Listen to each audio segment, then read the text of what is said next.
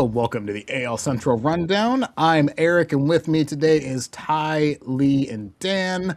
Sam, much like the Royals offense, is missing this week. He should be back next week. We'll talk about that more. Well, Sam not missing. We'll talk about the Royals offense and whatever is going on with them in a bit. But it's been another week.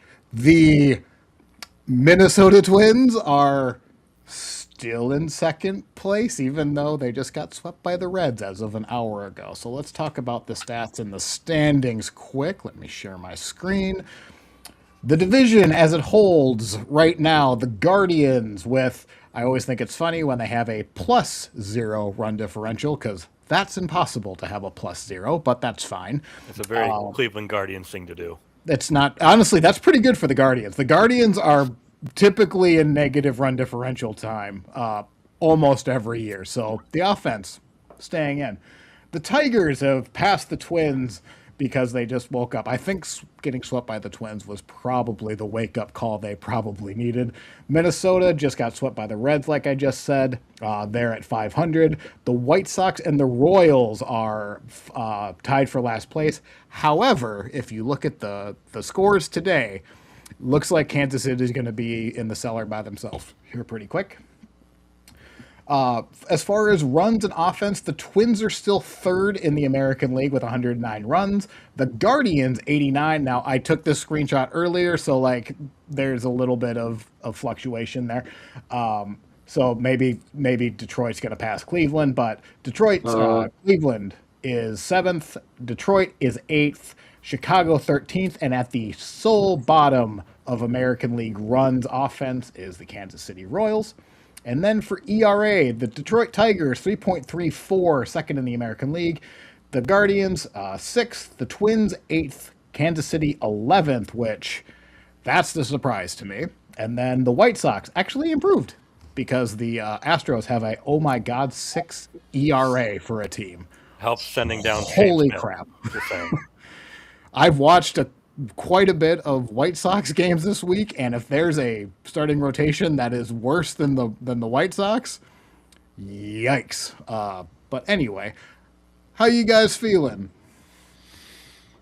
Pretty Well, good. let's start here. You had mentioned, oh, maybe the Tigers had leapfrogged the Guardians in runs. Guardians scored 8 runs today off of Rogers on Baltimore, who's pitched very well. Lee, how many runs have the Tigers scored today? 5 off of Crochet. See, that's not happening. I'm feeling great. Fair enough. And like I only did that in the caveat of Detroit's been playing well, and I took that screenshot at 11 before any games were played, so I knew the Guardians won. I didn't know they scored 8, but like that is kind of if the Guardians have a good offense, League average offense. That's all they need. Really. I mean, they go deep with the league average offense. They go deep with Jose Ramirez and duct tape. So a little must be nice. Lee, the Tigers woke up. So do you feel like they're a major league team, or do you still want to sell them and ship them off to China? Well, I never wanted to sell them and ship them off the time, but I think they are a major league team, and they are waking up. I think Minnesota was bad. It was awful series. They needed to wash it, move on. Then they won 6 in a row, and they lost a 1-run game against Boston in extras, walk-off hit there, and then won yesterday, and they're currently winning again today. So if the score stands, I don't have it up, so I don't know what it will be like because I'm not watching it right now. But if the score stands right now, they will have won 8 out of their last 9 games, which I think is pretty good. So they're washing the first. I feel like they're just going to be a streaky team, like just how they're kind of built. Like it's a lot of power, not a lot of offense, or not a lot of offense, not a lot of like batting average, except for someone we're going to talk about a whole lot in just a minute. But yeah, it's an all or nothing offense, so it shouldn't be that surprising. I'm definitely concerned about the lineup against left-handed pitchers because our right-handed bats just haven't really been a lot and Hinch keeps benching all of our left-handed hitters whenever we face lefties, and it's a whole thing, but I'm definitely concerned about that part. We didn't actually face a left-handed pitcher all season until the Royals series, which is really weird, but we managed to win all 3 of those games, so I think, and we just hit 5 off of one of the best left-handers in the game, in Crochet, so I'm definitely going to be still have concerns about it, and it's going to be streaky, but I think they will be above average at the end of the season. I mean, I think at the end of the season, I think they will be a not even just above average. I think they will be top 5 in the American League. Like there's too many good power hitters in that lineup for them to struggle. Plus, it looks and they're bad. waking up. Like Torque isn't hitting real well, but he's getting on base. Green is warming up. Carpenter started really bad in the start of the season, right?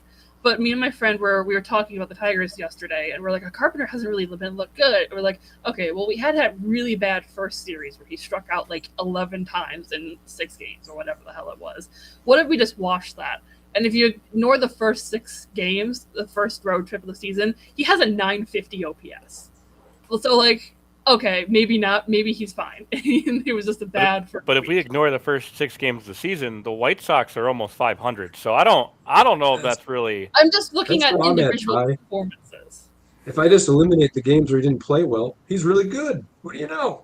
No, my point is he has 16 strikeouts. He had 11 in the first 6 games. That's okay. That's That's night and day. That's isn't fair. it? Yeah. He has 4 home runs in the last 10 games. Okay, I think the first week was really, really bad for him, and that's why he hasn't really looked good. But if you just look at the last 2 weeks, he's been great. So Right. my point is they're warming up. They'll be fine. Yeah. Ty, I think the White Sox have finally. They're not. They seem like a major league team again. Like it was pretty jarring the first 2 weeks, but I think they finally had a decent week this week. No. I mean, if you look at what is the definition of a quad A team, I still think we're there until we get some key players back off the IL, figure out exactly. Once again, if we look at our team, who we are right now versus who we're going to be in maybe end of May, I think it's going to be a big difference. I really do. And Murakami is back to hitting home runs, right? You put him in a good environment. He's seeing pitches well. The batting average isn't there yet, but when you talk about 3 true outcomes, all he does is walk, strike out, or hit a homer. So You could definitely have meeting expectations, in my opinion. That is interesting with him because I think like people are going to see the strikeout rate and just assume he's an undisciplined hitter, but Not true. he's just like he doesn't have the contact skills because he's trying to hit the ball 900 feet because he can. Right. I mean, he's going to strike out a lot, but if he sees 6 pitches in at bat, like that's still a good at bat. Like regardless of if you strike out or not, like that's not giving the at bat away. So like I did see it's been like a week since I looked at him because Ty last week when we talked about him, we mentioned Murakami and you gave us a puppy dog face of like, please don't talk about him. Like he's breaking my heart. Mm-hmm. And he had a 163 batting average and he looked kind of lost. Off speed is what he was really struggling with, which shouldn't be a surprise, but kind of the issue the question he needed to answer was if he could hit velocity. He's hitting fastballs fine, according 100%. To Savant a week ago. So like if he could make the adjustment and he can maybe not swing at off speed or breaking balls, because I don't think it's a spoiler for anyone. Off speed and breaking balls, everyone struggles with. That's why they throw those pitches. Right. If he can make that adjustment, like he'll be just fine. He'll be certainly worth the $17 million a year. And just food for thought, like even if he still struggles, even if off speed stuff is still hard, like once again we talked about he's going to run into pitches in some way, shape, or form. He's at 7 or 8 home runs as of today. Through the first three weeks of the season, like come on. Yeah. So if this is who he is, this is who he is, and that I'm okay with that. Honest to God. Yeah. And Dan, I mean, the Guardians, like I don't want to like push them to the side. They've led the division the entire year, but they're doing the exact same thing they do every year. It's low off. I mean, I can't even say low offense anymore, so maybe it's not the same. So, what are your thoughts? Honestly, it is a little bit different in that the bullpen has not been as robust as it's been the last couple of years. They've struggled a little bit. And something I was going to talk about a little bit later, so maybe I'll hold on to my hat on that for the moment. But besides that, the offense has looked, like we were saying, adequate. It's looking like a league average offense with when you pitch and you defend and you run the bases the way the Guardians do. that's really all you kind of need. And it's been some progression with younger players. Chase DeLauder, Angel Martinez, Brian Rocchio had another big day today. He had a good weekend against Baltimore in general, as well as they've actually had a little bit of rotten luck out of guys like Kyle Manzardo and Jose Ramirez. Where if you go look at their Savant page, the expected stats are better than what they've been producing in real life. So there's the potential that this offense could actually be slightly better than it even is right now. Well, they've been Uh, playing good teams too. Keep that in mind. and Yes. and they've had a, I don't want to call it a gauntlet of a schedule, but it's been a strong, Strong. a lot of tough teams to play here at the start of the year. Dodgers, Cubs, Braves, Even all Baltimore come to isn't a mind. team to balk at. I Agreed. don't think So Baltimore. Yeah, Baltimore's not great, but they're not bad either. Just Right. kind of. I agree with Can't the make premise that mistakes. I agree with the premise that you can't win the division this early in the year. But you could certainly put yourself in a decent position to do so. And I like where we're at right now. Dan, I don't want to spoil anything later, but over under, do we have more than 3 power hitters on Cleveland or less than 3 power hitters on Cleveland? Because I feel like this was a topic preseason, I think three. I think three's. or is Well, it actually, dead on the 3? over-under is three. I I think guess it's, you can pick that. I think, now I'm trying to rack my brain. I think it's still under. It depends on if you, Okay, I don't consider Jose interesting. Ramirez a power hitter. I I think would, he's a but good hitter. biased. So I That's think it all I depends really on your see. definition a little bit. I Manzardo is a power hitter. Chase DeLauder is a power hitter. Then I think it matters So, who do I you guess count just as to number rephrase three. Ty's question though, how many guys can hit 25 home runs? Yeah, more. I'd say more than three. I'd Okay. say more than three. Do And that's you something we name didn't them? have that answer before the season started, right? Ramirez, Manzardo, DeLauder, um, and Valera for one. I think he could Yeah. hit 25 home runs. I think Bo Naylor could. He's another guy that's had a foul start to the year, luck wise. Um, Good. yeah, he hasn't played the division much yet, so that's the I issue know. there. That's the worst Uh-oh. part. Seriously, if you're listening to this at home, go on Baseball Reference and check out Bo Naylor's splits against the teams in the division. It's wild how he's so good against the division and so not good Just against like his everybody older else in brother. his career. And there's another nailer coming up too. So like that's just freaking fantastic. Yeah, what's Miles Naylor up to? I'm gonna look him up. Is he on Cleveland? No, No, I think Oh, he's he's not in their is he still in the system. athletics organization? Got it. Give it time. He'll come.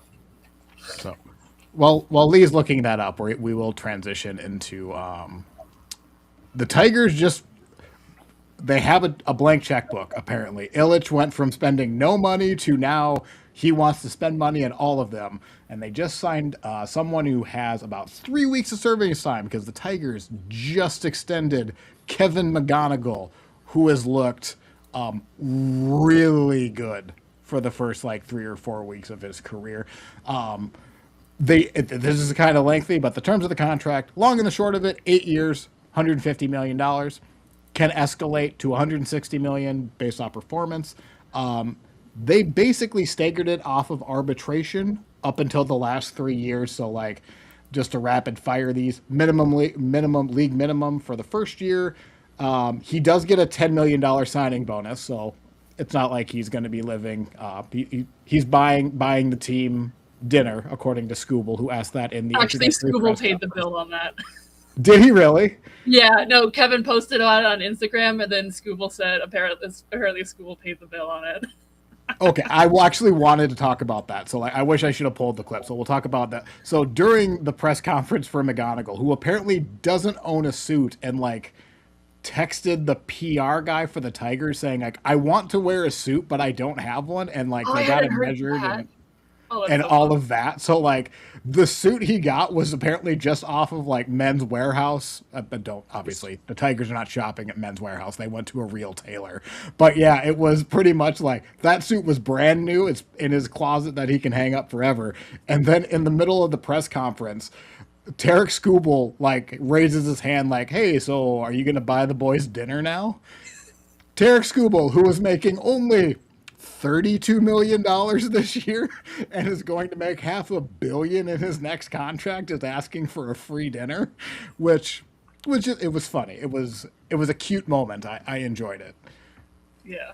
But no, apparently Kevin posted about it on Instagram that they went out to some seafood place in Boston last night, and it was reported this morning that Scoople picked up the bill, which I found very funny. Funny. That's all right. Well, good for Tarek. That's good fun. Anyway, back to McGonigle. So $1 million next year, 7, 16, 21, 22, and then basically the 3 years of free agency that the Tigers bought out, he's going to get $23 million every year. That's really kind of it. It can escalate to basically to 28 million. He does not have a no trade clause. However, if he does get traded, he will just get a $5 million check. So that's nice. I hadn't heard of that before. Is that something that other players have done before? I mean, I can't. I have to assume that it has been done before, but it's like not super common. I mean, if they don't give him the no trade clause, like it's like, okay, well, if they're not giving me that, then I'm getting paid when you do send me somewhere else. I'm gonna guess probably somewhere that a no trade clause might have been brought up, and like that was the counter. Yeah, because McGonigle said like, okay, lots of players say this, but he said, I want to stay in one place and win a World Series in that one place. He said, I'm loyal. I don't want to move teams. I want to stick in one place. So that makes sense that he might have asked for no trade clause, and they said, well, no, but how about this instead? Can I just ask, Lee, does it surprise you with the length of this? 8 years sounds like a lot for someone who's only played 3 weeks. Now, don't get me wrong. He's good. Really. I get that, but it really doesn't surprise me that much, honestly. Like, the Tigers did sign Colt Keith to an extension before he ever made the majors. And we've been seeing a lot of these other contracts for players who are either still prospects or just got called up around the league as well. I'm really not that surprised. The biggest surprise for me is that it is more money and that it came mid-season. I thought they'd do that in the offseason. I for sure thought if it was going to happen, it would have already happened or it would happen next offseason. I mean, they don't. This is the trend, though. Like, the Pirates just extended Connor Griffin on a very similar deal. I think I can't remember who it was, but I think it sounds like the Athletics with someone. There's a guy in Double-A right now that's got $80 million, and they didn't even promote him. Yeah, I think the Brewers just did it too. Yeah. Yeah, and like the Braves were notorious for doing this. Like the Guardians did it with the He Who Shall Not Be Named. No, for years, going back, but yeah, agreed. Yeah. So like this, for I wouldn't know what it's like, a pretty low risk contract because like it's $25 million a year. That's it. $25 million a year in 2026 money is, I mean, I don't know. He's definitely taking a pay cut for his arbitration, right? Oh, for sure. I think it's a little bump in arbitration. I think it's the 3 years of free agency okay. That he would get. He might make 40 million. 8 years from now, he might make 40 million a year. That might be. Here's the thing, though. Arbitration might not exist a year from now. For all we know, there is a CBA approaching, which to me that's the biggest thing that surprises me about this. That both sides were willing and interested and wanted to do this, not knowing what a year from now looks like. I credit to both sides. Like I think it's awesome, but it does surprise me a little bit just because of that unknown. And one thing I wanted to bring up is that this is not something that started after he debuted and started. They were in discussions before the season started. And I know this because there were rumors about a signing coming, like him being extended like a week ago of like, oh, there was offers for an 8-year extension, but like it was just like a 1-sentence blurb, right? It was like nothing really came of it. But in the press conference, Scott Harris said a couple things. He said, we had to adjust to the market, meaning they had to adjust to all the other contracts that came out. He also said that he had made it clear that the deal, like the contract, he was not holding this over Kevin's head for if he making the major league roster.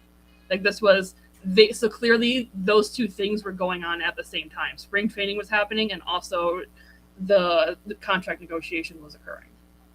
And then the season started and Kevin said, hold my beer. Yeah, basically. I made a little bit of a face there, but I guess like I shouldn't have because the Tigers did bring him on the opening day roster. I always like, there's a little bit like that. It does kind of irk me. Like, let's just say the Pirates who just extended Connor Griffin, they extend him and then they instantly promote him. So like, he was good enough to give him 100 million and call up instantly, but you were keeping him in double. We know why you sent him to AAA. If anything, it sounds like it was probably just leverage on the contract. So I can't say the Tigers did that. So I take my face back. But it does hit my ear wrong anytime I do see that. I respect both sides for doing it, but I still don't see these kind of contracts being worthwhile over the long term, because as soon as you lose one or two of these guys to longer injuries, it all falls apart. Maybe I'm looking at it from a jaded perspective, but Yeah, I mean, it's a risk for both sides, but McGonigle doesn't have like an injury history. Like there, like of course something could happen to change that, but it's not like he has a long history of like ACL tears. He's not Bryce Harper, for example. Yeah, like the last year he missed time for injury, but it was like a sprained ankle and he got hit in the head by a pitch. So that's not exactly his knee is really bad type of thing. It's like, of course, stuff could happen, but if you're always going to be worried about stuff that's happening, you're never going to sign anyone. Yeah, I don't think that this maybe I'm wrong here. I don't think this contract is much of a risk, especially through the arbitration years, because they're only paying him, 10, 14, so like they're paying him basically arbitration money until the free agency years, and then it's 25 million. So unless he's a complete bust, which like the Nationals had a deal with Keibert Ruiz a couple years ago, that's looking like, and that was only like 60, 70 million or something like that. That doesn't look like a great investment, but it's not like whoever signs Tarek Skubal for $500 million is certainly taking a bigger risk on Skubal than the Tigers are taking on McGonigle. Right. And this was fun. I wanted to look up, so I pulled this up.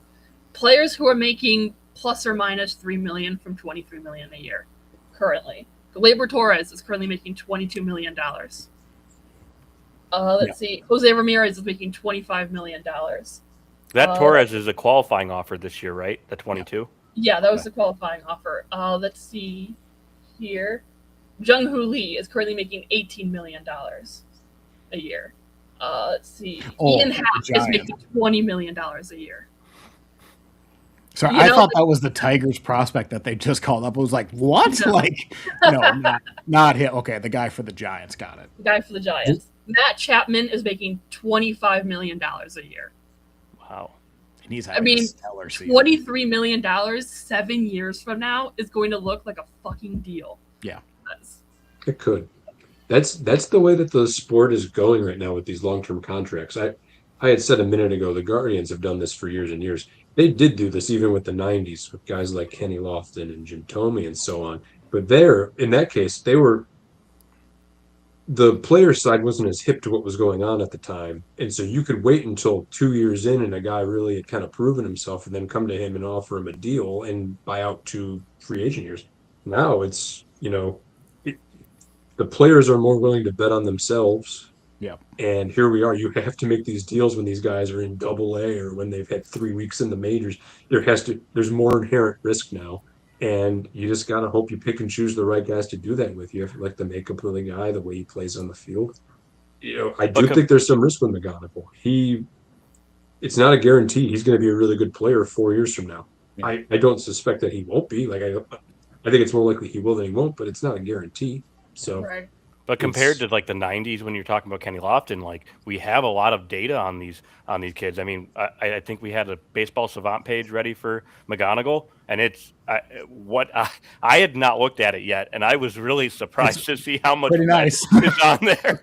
Like, is this gonna be worth it? It might. I mean, that's a really there has good never point. been a level in the minor leagues that Kevin McGonigle has struggled. He has never struggled at any level. Every single level in the minors, he has more walks than strikeouts. He's always had a 400 plus on base. I have some other stats for you.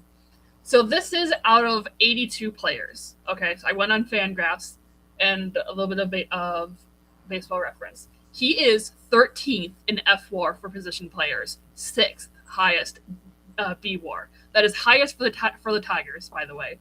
He is 21st in WRC plus, 18th lowest K rate, 30th best walk rate, 13th in on base percentage, 20th in batting average, 3rd best base runner, He is 21 years old. Yep.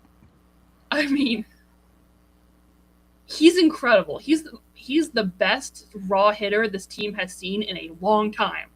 Can I just call out competitive balance round A, number 37? What was that competitive balance pick for? Side note, sorry. I'd have to look it up. I don't remember off the top of my head. I mean, isn't that just a lower market team getting Probably a bonus? I thought that was like lose if they lost like Verlander or something to a free agent deal. But maybe I might be mistaken. No, because it would say, I think Okay. It would be a compensation. Got it. Thank you. Yeah. Okay. Yeah, so I think it must be like the lower, like, yeah, I don't know.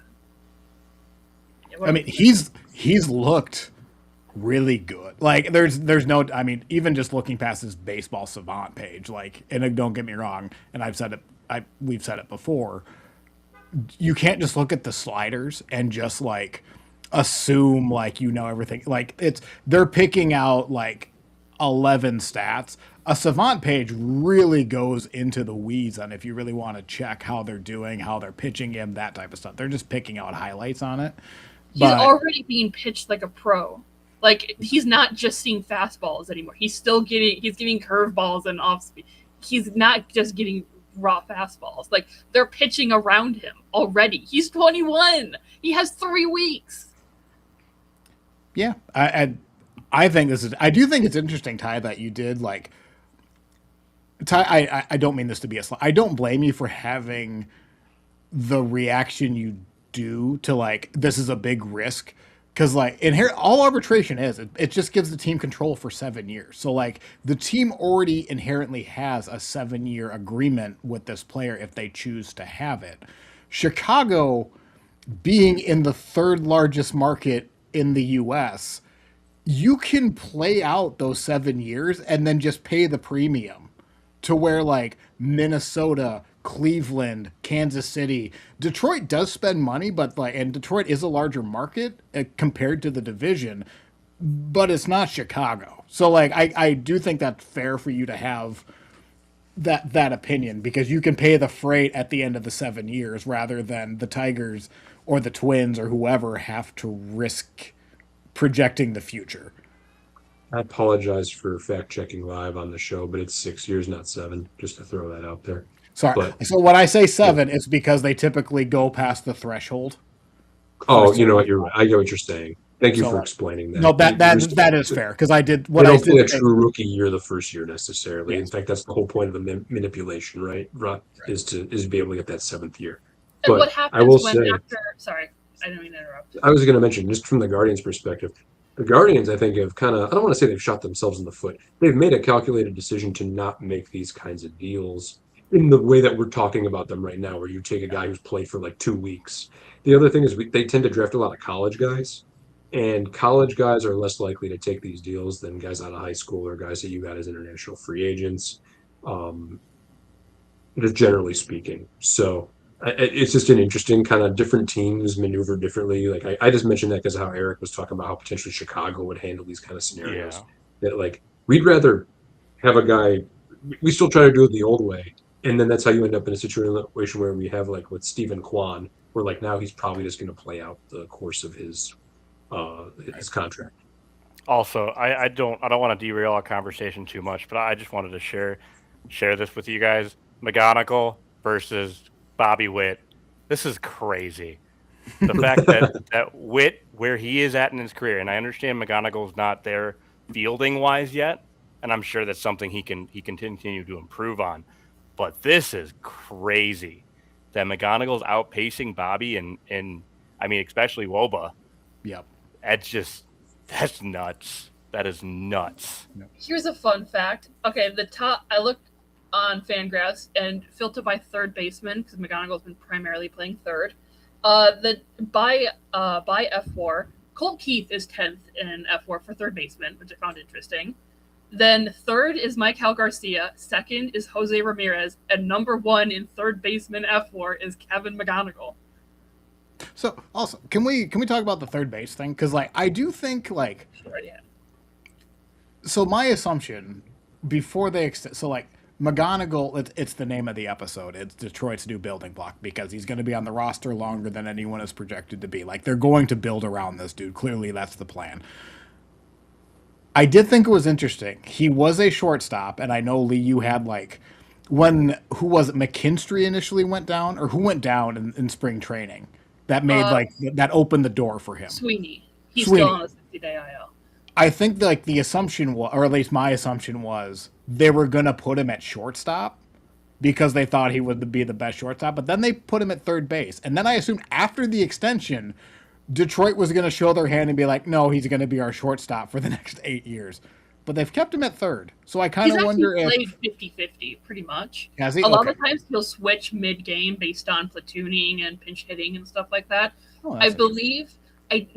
I cannot claim to know what the plan is to keep him at third or shortstop long-term.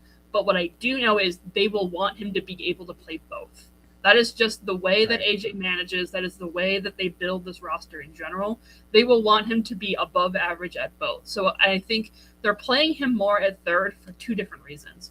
One, because that's the position where he has less experience at, so they're giving him more experience there. And two, because Javi Baez is better at shortstop. See, I guess that's what I ultimately want. Because, like, to me, it was kind of surprising. Because, like, if McGonigle's going to be on the roster for longer than anyone, even if you believe Baez is the better shortstop today, you would just assume, like, well, let's get him used to the position for the next decade and we can move Baez around. But they're not doing that. So, like, that's... But what I think... He's going to be probably playing a little bit more shortstop going forward because McKinstry just went down with an injury. We brought Hao-Yu Lee up, who's primarily playing third. Javi's in center, and so McGonigle is going to be at short. But it's just based on like who else we have on the field, right? It's based on where he's going to play short or third. I like it, and the way Lee, I think you phrased it's good. Like, Kevin McGonigle is going to be a Detroit Tiger for the next 8 years. And he's going to play Detroit Tigers baseball. And Detroit Tigers baseball includes positional flexibility. So he's going to play both. Maybe more so one or the other, depending on the year or who else is on the roster. But I think that's positive. And it requires buy-in from everybody. And I think that's good that they're all on the same page. And I'm no longer really worried about Kevin's defense. Like, he's had a couple of errors at third, but they're not like atrocious errors. It's just like he dropped the ball once or he overthrew it slightly, but it didn't like go into right field or anything like that. But yeah, he's made some really good plays at both shortstop and third. He has a really good arm and now everyone's like, okay, well, what are you talking about? He was going to be a career second baseman. That looks like bullshit now. So, I mean, I don't know. We'll have to see. I mean, time will tell. Again, he's 21 years old. There is a lot of time to, get him more experience at third or grow into being a better shortstop. He's fast, but he's not the fastest, and he's also only 5'9". So, like, long term, probably will end up at third more, but, like, for the next 5 years, he can play short. That's fine. If I'm not mistaken, they project peaks to be around age 27. Is that right? 27 to like 32 is what you. So he's 6 years from his peak. Potentially. If he's not a 1 year wonder. I want out of this division. Is the risk. When they realign, I don't want to be with the Tigers anymore.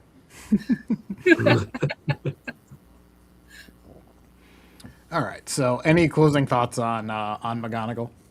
I think I said everything that I had been thinking. I do wish, and I speak this as a small market team. Well, we're all small market teams except for Chicago.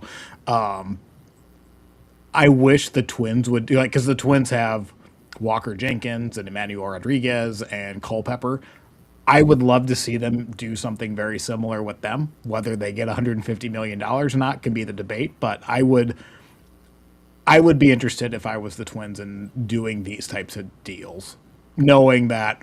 I mean, if they would sign all three of them, one of them is probably going to be an absolute bust. One might be overpaid, but if you hit on one, that really will balance out your roster, I think. But I was thinking about that. I was like, who in the division would be Carter Jensen, maybe Chase DeLauder? But I know the Guardians are never going to do it because A, they don't pay people, and B, he has a long injury history. I can understand them not wanting to. I would assume DeLauder would be a prime candidate. I would think the Guardians would do that, but. the injury history, and then like I was saying, college players tend to not want to do these deals, and he was a college player, so I didn't um, hear Luke Keeschel's name there, Eric. Is that Yeah, he's. I also I like any of okay? them. Like Okay, pick someone any of that them. you think is going to be that you feel confident you will carry all the way through arbitration, and if you feel you can buy a free agent year or two, do that. I think that's a smart move, but those have to hit. So let's move on to a not so pleasant conversation because, and maybe I joked a little bit that this is the reason Sam isn't here because the Royals, oi, have not been fun to watch. And I say this having watched quite a few of their games in the last 2 weeks. I mean, look, they split with the White Sox. Come on. They split with the White, and also like with the most boring Monday. They have a pattern of like scoring. The scores are 2-1, 2-1, 2-1, 6-5.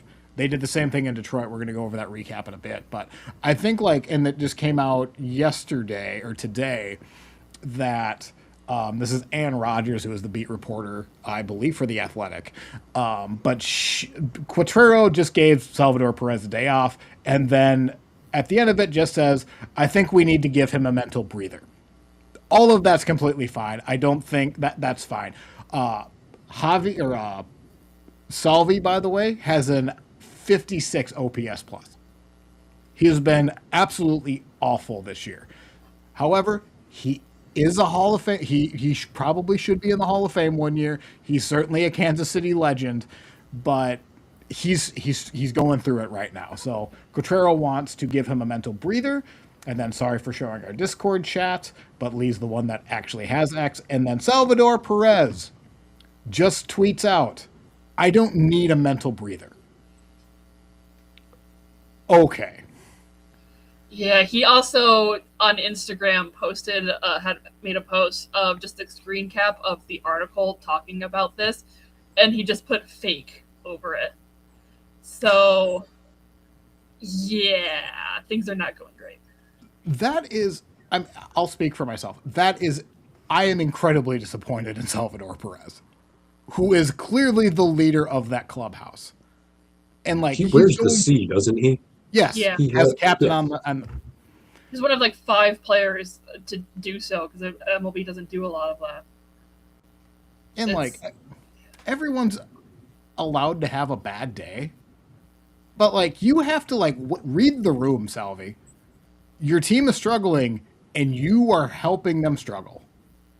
You're not on the positive side of that. So like I don't know what your guys. But against the manager, like, what's the point in calling it out that your player needs a mental rest day? If my boss walks into a meeting, it's like, Ty's not doing so great, you know? It is what it is. Like, it's about changing the topic. It's about moving on to something else. The team is struggling as a whole. It's not about pointing out a specific player. Now, I don't know Salvi's history with if he's a little bit more emotional or sensitive, which is totally fine. But adding this to the fire of being 7-14, almost 7-15, this is a bad look for the team and as a whole, in my opinion. I mean, when your captain is publicly tweeting, disagreeing with the manager, things are not good. I don't agree with the Todd. Royals also called up a catcher.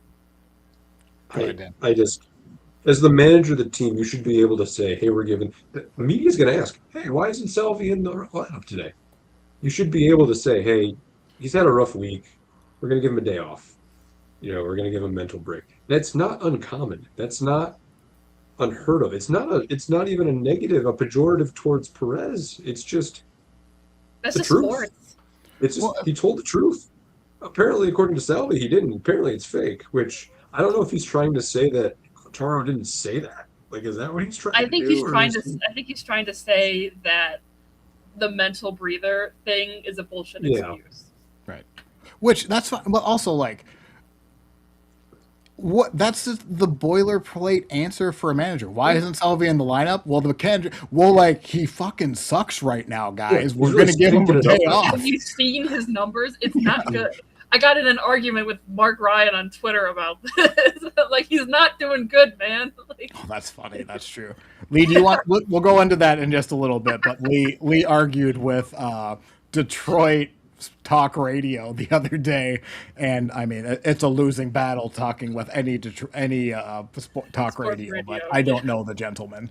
I just But want yeah, to and call like- out here about the Royals, about Salvi's situation. There are 7 players on their staff that have an OPS above 600. Once again, I understand he's a captain. I understand all of that. It's not like he's the only one. Well, I think that's the ultimate point. And like, we're going to talk about some players, and obviously Sam isn't here, so I did pick some 2 players to pick out. But you can see their OPS plus, like Salvador Perez. These are OPS plus. Salvador Perez, 48. Pasquantino, 51. Jonathan India, 81. Bobby Witt, 96. their best team hitter is isn't- a rookie. He's 20. He's like 22, and he's got Yeah, Carter OPS Jensen holding up the team. Yeah, you're right, Lee. Absolutely. And then you have Michael Garcia, 116 OPS plus. Kyle Isbell is 113. Eric, go to the age column really quick. Just call this out really quick. Okay? Who's the oldest person on the team? Who has the most justification to have a bad day? Or to have a day off. So Just Yeah, saying. he's that's, exceptional. that's okay. Like, he's played 20 games. It's like 3rd on the team. Take a Is there- seat, Salvi. When you guys started mentioning Jensen was playing so well, I don't know. This is getting into hot takey stuff, so just bear with me. But is there any chance that he's feeling his feelings a little bit that there's this new young catcher on the roster that's killing it and he's not playing well and the other guy can play and I don't know. I could feel correct on that. Maybe. I I would from I mean everything. I would maybe argue that he already had this type of situation with MJ Melendez 5 years ago, and clearly that didn't work out. Sam right now is suddenly doesn't know why he's angry, but I just mentioned MJ Melendez, so he's angry subconsciously. I can maybe see that, but also he can just be pissed off because he sucks right now. You know, Because they're 7-14 and so on. that, So, yeah. so.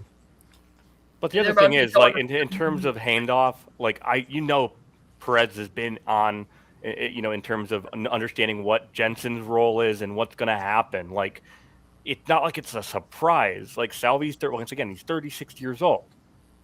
The change Yeah, of the the baton's going to go somewhere. not only is he 36, he came up when he was like 20, 21. He came up super young. And as a catcher, like, it's not a mirror. I'm 37 years old. So for me to say a 36-year-old man is like a walking miracle on a baseball diamond is keep that in the context. But like, he's been a catcher for 15 years in the majors. Like, there's a lot of wear and tear that goes through, and he's aged remarkably well. And I know they've been doing like some load management, and he's been DH and first base, and he hasn't been a full-time catcher, but he's still catching 81 games a year. Yeah, It's like 6,500 career regular season at bats, by the way. Yeah. yeah, Salvi. I mean, 36 is old for a catcher. It's old, it's old for a catcher. I mean, my Alex Avila, my favorite all-time player, he's 39. He retired 5 years ago. I mean, he was never the player that Salvi was, but like, he retired at 34. Like, it's the catchers' careers are a lot shorter than others, and he's, I don't know. And just to say, I mean, not to beat a dead horse, but in terms of Perez having a bad start to the season, honestly, he's one of the ones on the team that I'm be the least worried about. I assume he'll figure it out. He has a really good history against a lot of pitchers, and the team's failing, and he's struggling. Like, it is what it is. But once again, it just talking about it in terms of if you're being a good manager and a good player coach, this whole situation doesn't happen. Yeah. And I think if you're a team captain and you have frustrations with what the manager said, you talk to the manager. You don't go on Yeah. Twitter. And Yeah. there's- Privately, 100%. Like, you don't tweet it out. I would expect that from Carter Jensen, who just overslept, doesn't know, like, maybe, I don't know this, I'm just assuming. He's younger, so maybe he might be a little bit more brash. Maybe he says something stupid.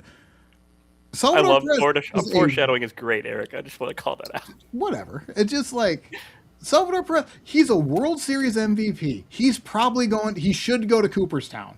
He's going. He's a Kansas City legend. And you get your feelings hurt because you've sucked this year, and your manager says, in the most polite way possible, why you're not in the lineup. Doesn't sit right. You know what? You know what Salvador Perez's OPS was last year on May 31st? It was 606. So that's Okay. 2 years in a row with a slow start. I don't know what that's about. It's just interesting. But he ends up above 800, right? Yeah. I 729 think last year. Okay. 36. But better. For a back half of your career kind of guy, like, okay. I don't know. I'm not saying that's like condemning him or anything. It's just interesting to me. 2 years in a row, slow start. Which would, like, that's fine. Like, do I believe Salvador Perez can turn it around? Yeah, sure. But also, he's getting to the age where once it leaves, it might not come back. And, like, maybe he's worried about that. But the way he's handled this, like, that really did leave a sour taste in my mouth. And I still have a lot of respect for Perez. I still think in terms of the division as most respected players, Jose Ramirez, clear number one.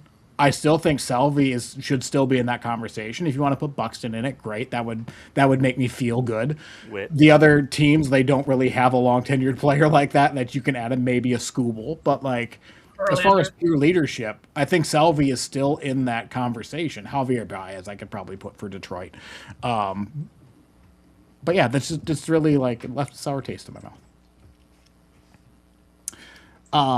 Any other thoughts on Salvi? I feel like we kind of beat that to death.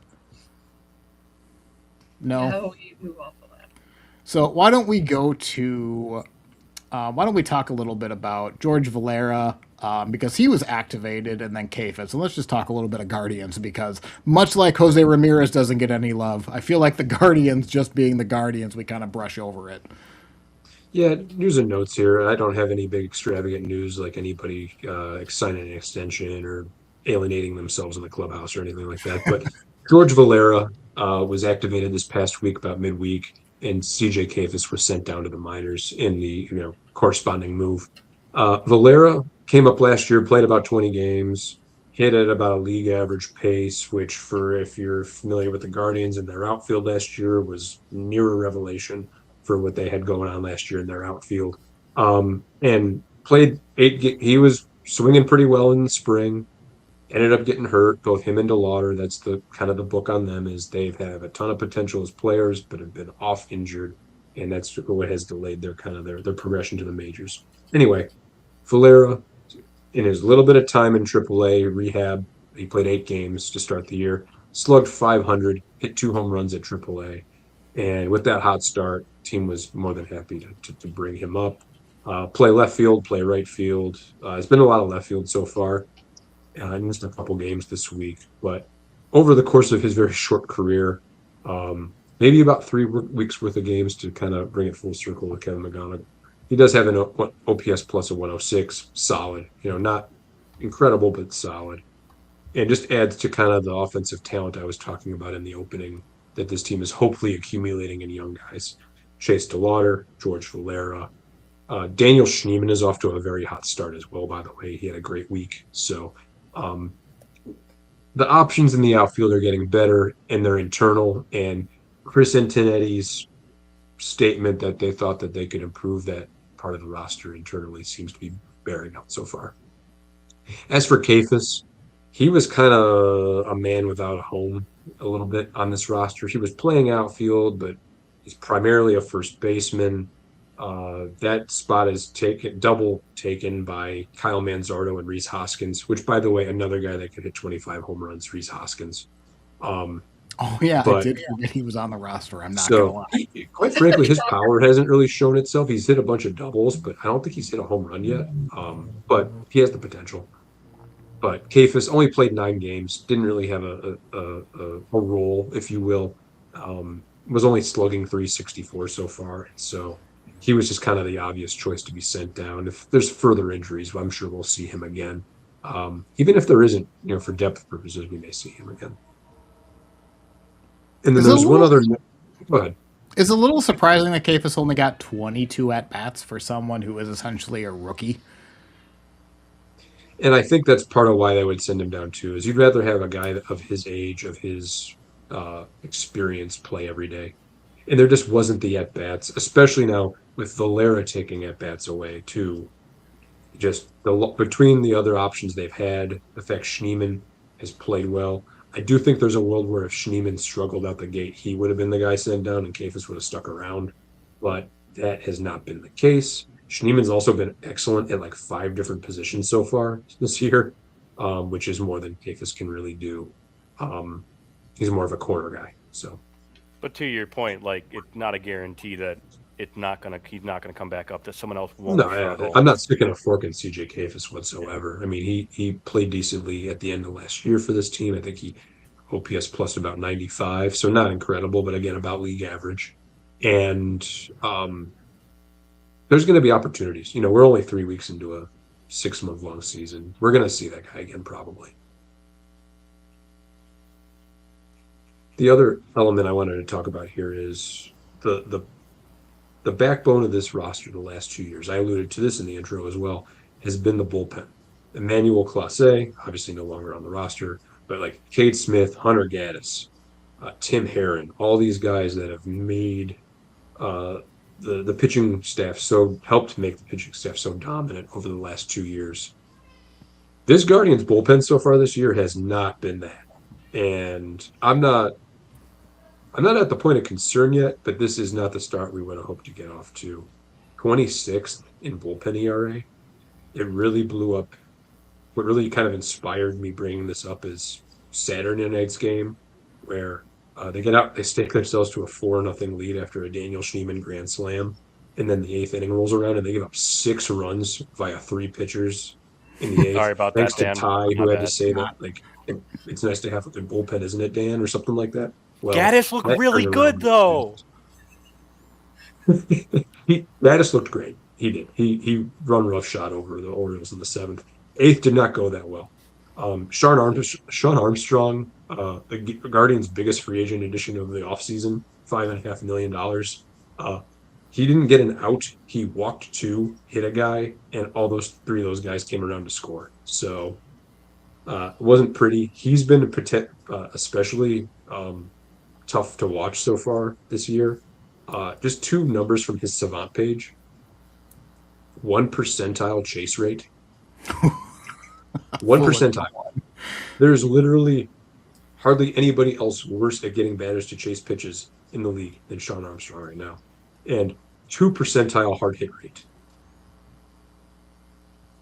I'm wondering if we kept the receipt on that purchase, because it's not looking pretty. Now, I will say he went 1-2-3 today, bounced back against Baltimore in the 9th with 4-run lead, 1-2-3 inning.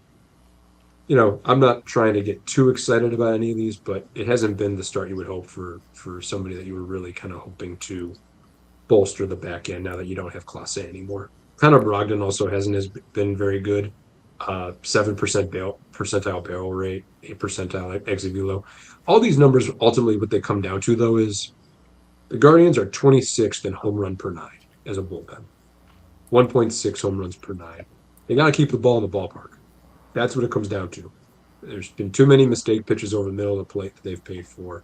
They can figure that out. They're going to be fine. Because you know what? The K per 9 is still 2nd in the league. They're getting swing and miss. They're just making mistakes. So clean it up. It's April. There's a lot of talent still on that. Getting Gaddis back will help, although he gave up a bomb yesterday, I believe, as well. Or I forget which day it was. I'm losing track of all the home runs. But he also has given up a home run in recent memory. But do you guys have reinforcements in AAA at all if one of these players doesn't work out? There's some guys that looked good in spring. Actually, one of the guys that comes to mind immediately, Ty, is Cody Hewer, who didn't make the team, but I believe is at AAA right now. And so he's an option. And there's a couple others. We've also kind of run through a couple guys, too. Kobe Allard's been up and down. He actually just went back to AAA. I will say Franco Aliman is more of a prospect-y type guy who could be in this bullpen. One that I've talked about a lot on this show, Andrew Walters, who got hurt last year. He could be back in the near future as well. In fact, he could be a very prominent bullpen piece before this year is over. And then So also this there's could end also up just Daniel. being an April thing ultimately. There's also Daniel Espino, who you never know if he's going to stay healthy, but was once like the best pitching prospect in the organization. So there are people there now that I kind of think about it and kind of rattle them off as we were going there. There's choices there. More to come. Not for nothing, too. I know, it probably flipped today because the Twins bullpen kind of gave it a late inning lead. But the Twins were 23rd in bullpen ERA, and if you would have asked any of us that the Twins would have a higher or a lower bullpen ERA than the Cleveland Guardians, that person would have been kicked off the show a month ago. So that's Yeah. interesting. But tell me what direction I think each team will go. That'll be a But here, difference. here's the one thing though is bullpens are volatile year to year, and I say that with a little bit of trepidation. I don't think it's going to go that way, but it's not a 0% chance that it could. Right. Of let's say like, and this is just the point that you made, projecting a bullpen is like throwing a dart in the dark. Good But luck. And the one thing that concerns me the most is the miles that they've put on Smith and Gaddis in the first 2 years. Yeah. I think it's still too early for them to be burnt, but they've thrown a lot of innings just 2 years into their young careers. And we talked about this a lot at the end of the season last year. It's the same thing that always that happened in the playoffs for you both years. You guys had a lot of guys that just had too many miles on those arms, and you kept using them. Now, let's keep in mind before we move off. One of the hardest strengths of schedules Yep. versus one of, I assume you've got a couple of guys that weren't in the bullpen last year that are now that you're True. expecting in some high leverage roles. A 5.5 ERA with a 13-10 record to show for it. I'm just saying. That's the other way to look at this, Ty, is this bullpen hasn't been very good, and we're 13-10 and leading the division. So There's some positives. not everything's kind of shaken their way, and it's been a good start. Okay, so let's move on. We have a series recap to go over between Detroit and Kansas City, and we're going to keep this brief because I'm going to show you a screenshot, and I promise you that Baseball Reference did not copy and paste these games, but it sure as hell looks like it. The first two games, I watched these in anger because that was the same story. One team had an early run, the other team tied it late. And then the Tigers won 2-1 each game. What I thought was especially funny, game duration 2:18 for the first game, 2:22 for the second game, and then just as you're thinking you know the script for the third game, then we get actual baseball. So Lee, I'll let you talk about the first two games if you want to, and that we can really talk about the other game. I can talk about the first two games in this one sentence. I watched this game 5 times last year. It's the same story. The starters go deep and they go well, and then someone scores in the 8th inning. It's pretty much it. This runs by the Tigers in the first game was a passed ball and then a double. Like, I watched that game last year. And then game 2 it was a solo home run in the 8th. Like, yeah, I've seen those before. What is more to say about that? Right. The third game. Sam isn't here, but also like we said basically the same thing last week when the Royals played the White Sox, and it was 2-1, 2-1, 5-6. So then we get this last game, which honestly is an absolute heartbreaker for Kansas City. Oh, yeah, it had to have been. This was a wild game. So first off, the time on there says 3:06. It was more like 4.5 hours because there was an hour delay in the start, and then after the seventh inning, there was another 45-minute rain delay, and earlier in the 7th inning, there was another 10-minute delay because there was an umpire who had food poisoning. You can't make that up. It was very strange. But yeah, Tigers scored a bunch of runs to start off. It was looking really nice. And then in the 7th inning, Keter Montero gets sent out when he shouldn't have, honestly, in my opinion. Gave up a run and another base runner. Then Drew Anderson came in and comes what Drew Anderson does, but just make everything worse. And then Salvador Perez hits a home run to left field to give the Royals a 2-run lead. So They scored 7 runs in 1 inning, and it was like, well, shit, we pissed away another run, another win. So, fun fact: in the 2025, the Tigers did not blow a lead of 3 or more runs all season. The 2026 Tigers had lost 2 5-run leads. They won one of those games, this game, but that's not a great stat. But I guess in the end it didn't matter because we won this game. There was another, I think McGonigle scored another run, and then Pasquantino hit a home run. So then it was 7-9 going into the bottom of the ninth. I think it was a single, and then McGonigle walked, which, by the way, Tigers do not win this game without ABS because it was a called strike. McGonigle challenged, it was 2 inches below the zone. And then it was 2 on, nobody out. And then we got 2 outs because Kerry Carpenter swung at 3 pitches in the dirt like an idiot. Riley Green comes, hits the double to score the both 2 runs. Now it's tied, bottom of the ninth, 2 outs. Colt Keith comes, hits a single. Riley Green runs the fastest in his career from second to home. I'm not joking. To score the winning run, Tigers walk it off 10-9. So, off of Lucas Urseg, by the way, was pitching in the bottom of the ninth for the Royals there. Absolute heartbreak. I do want to go back because this is where you picked a fight with Sports Talk Radio, and this at-bat was Salvador Perez, who, at the time of the at-bat, I guess I can't look at that, but after the game, he had a 545 OPS. So, Lee, why don't you go into your beef? Yeah, so Mark Ryan, one of the talk show guys on 97.1, was like, why didn't we walk Salvador Perez and get and pitch to Carter Jensen instead, the future Hall of Famer and Tiger Killer, and put him on first? It was open. And I'm like, dude, have you seen him this year? He sucks. Before this season, Salvi has done jack and shit all series. Meanwhile, Carter Jensen leads the Royals in home runs. Are you kidding me? And then he actually replied to me, and I was not expecting that. And he's like, and I was like, I reinforced it, and he's like, nonsensical take on your part. And I'm like, he's like, I will take the guy who has more at bats and a longer career over the guy with 109 at bats, Jensen. And I was like, would you rather have 2023 Miguel Cabrera at the plate or current day Kevin McGonigle? And then he didn't respond to me anymore.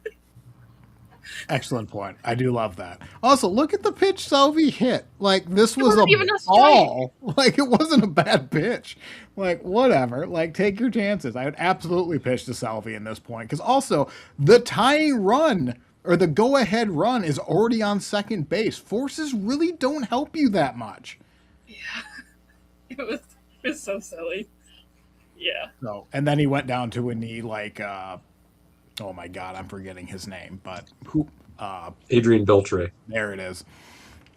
So yes, I mean, Salvi ran into a pitch. He's allowed to do that, but yeah, to say like just because he's a Hall of Fame player to not pitch to him is just ridiculous. Yeah, I just found that so silly, and I was bored, and I was like, okay, I gotta respond. I got into it with him. So this ninth inning, Pasquantino hits a home run, like which should seal it, and then Detroit just doesn't die, and this is the game-winning. Sorry, I guess this tied it up. McGonigle got on. Yeah, I was a little surprised they got past Pasquantino. I guess they weren't in doubles guard the line mode. And then Colt Keith hit it over the outfield. I found this celebration so funny because they had to see if Green scored. And then Colt Keith is just standing on first, and they tear the jersey off him. I don't know why he needed it, but it was a wild game. Like that, it went from one of the worst losses of the season to one of the best wins in about 90 seconds. Like it was crazy. It's what a weird game between the delays and the comebacks. Yeah, and I guess the story for the Royals is that was like 4 one-run losses in a row for them. Because there was a one-run game before the series, then they lose 2-1, lose 2-1, lose 10-9. And another point for them is the Royals had the lead, or it was tied in the 8th inning, both games, and all 3 games, and they lost all 3 games. And yeah, So I can't speak for Sam on that part, but I think that's got to be incredibly frustrating. So just to kind of recap, because we actually don't have any predictions, so we may as well talk about this now. Last week we predicted pretty much what happened. Sam did go with the Royals. I did not see if Reagan's had a good start or not. Lee, He did. Well, he must have because it was 2-1 for the first 2 games. Yep. So It was Dan, the Royal that game. Royals were up by 1 until the 8th inning. So Dan nailed it, calling it a sweep, and then we all got a point, which means the newbie Ty in the lead early on in the season. With 4, Lee, Dan with 3. I'm second, or I am 4th with 2, and then Sam has 1 correct prediction. So for what that's worth, the first couple of weeks. So there you are, Ty. Congratulations. Welcome. So any other thoughts on the series? This was really boring until the last game. I do want to say really quick, credit to any Detroit fan that stuck through that and watched it. First of all, you sure got a payoff for it, but like that's why we watch games, man. Like you could have turned that off so many times for like the rain delays and then kind of blowing the lead and all that. Like hats off for if you're a Detroit fan out there listening to this and you watch that, good on you. You deserve to see a W there, I feel like. the timings were so weird because it was the 7th inning was bizarre. The Keter Montero comes out for the 7th. He gives up 2 back-to-back hits to score another run. Drew Anderson comes out, immediately walks the guy. So now it's 2 on, nobody out. Then it's a 10-minute umpire delay while the umpire is shitting himself in the back of the stadium or whatever. And so then they have a 3 umpire crew for the rest of the game.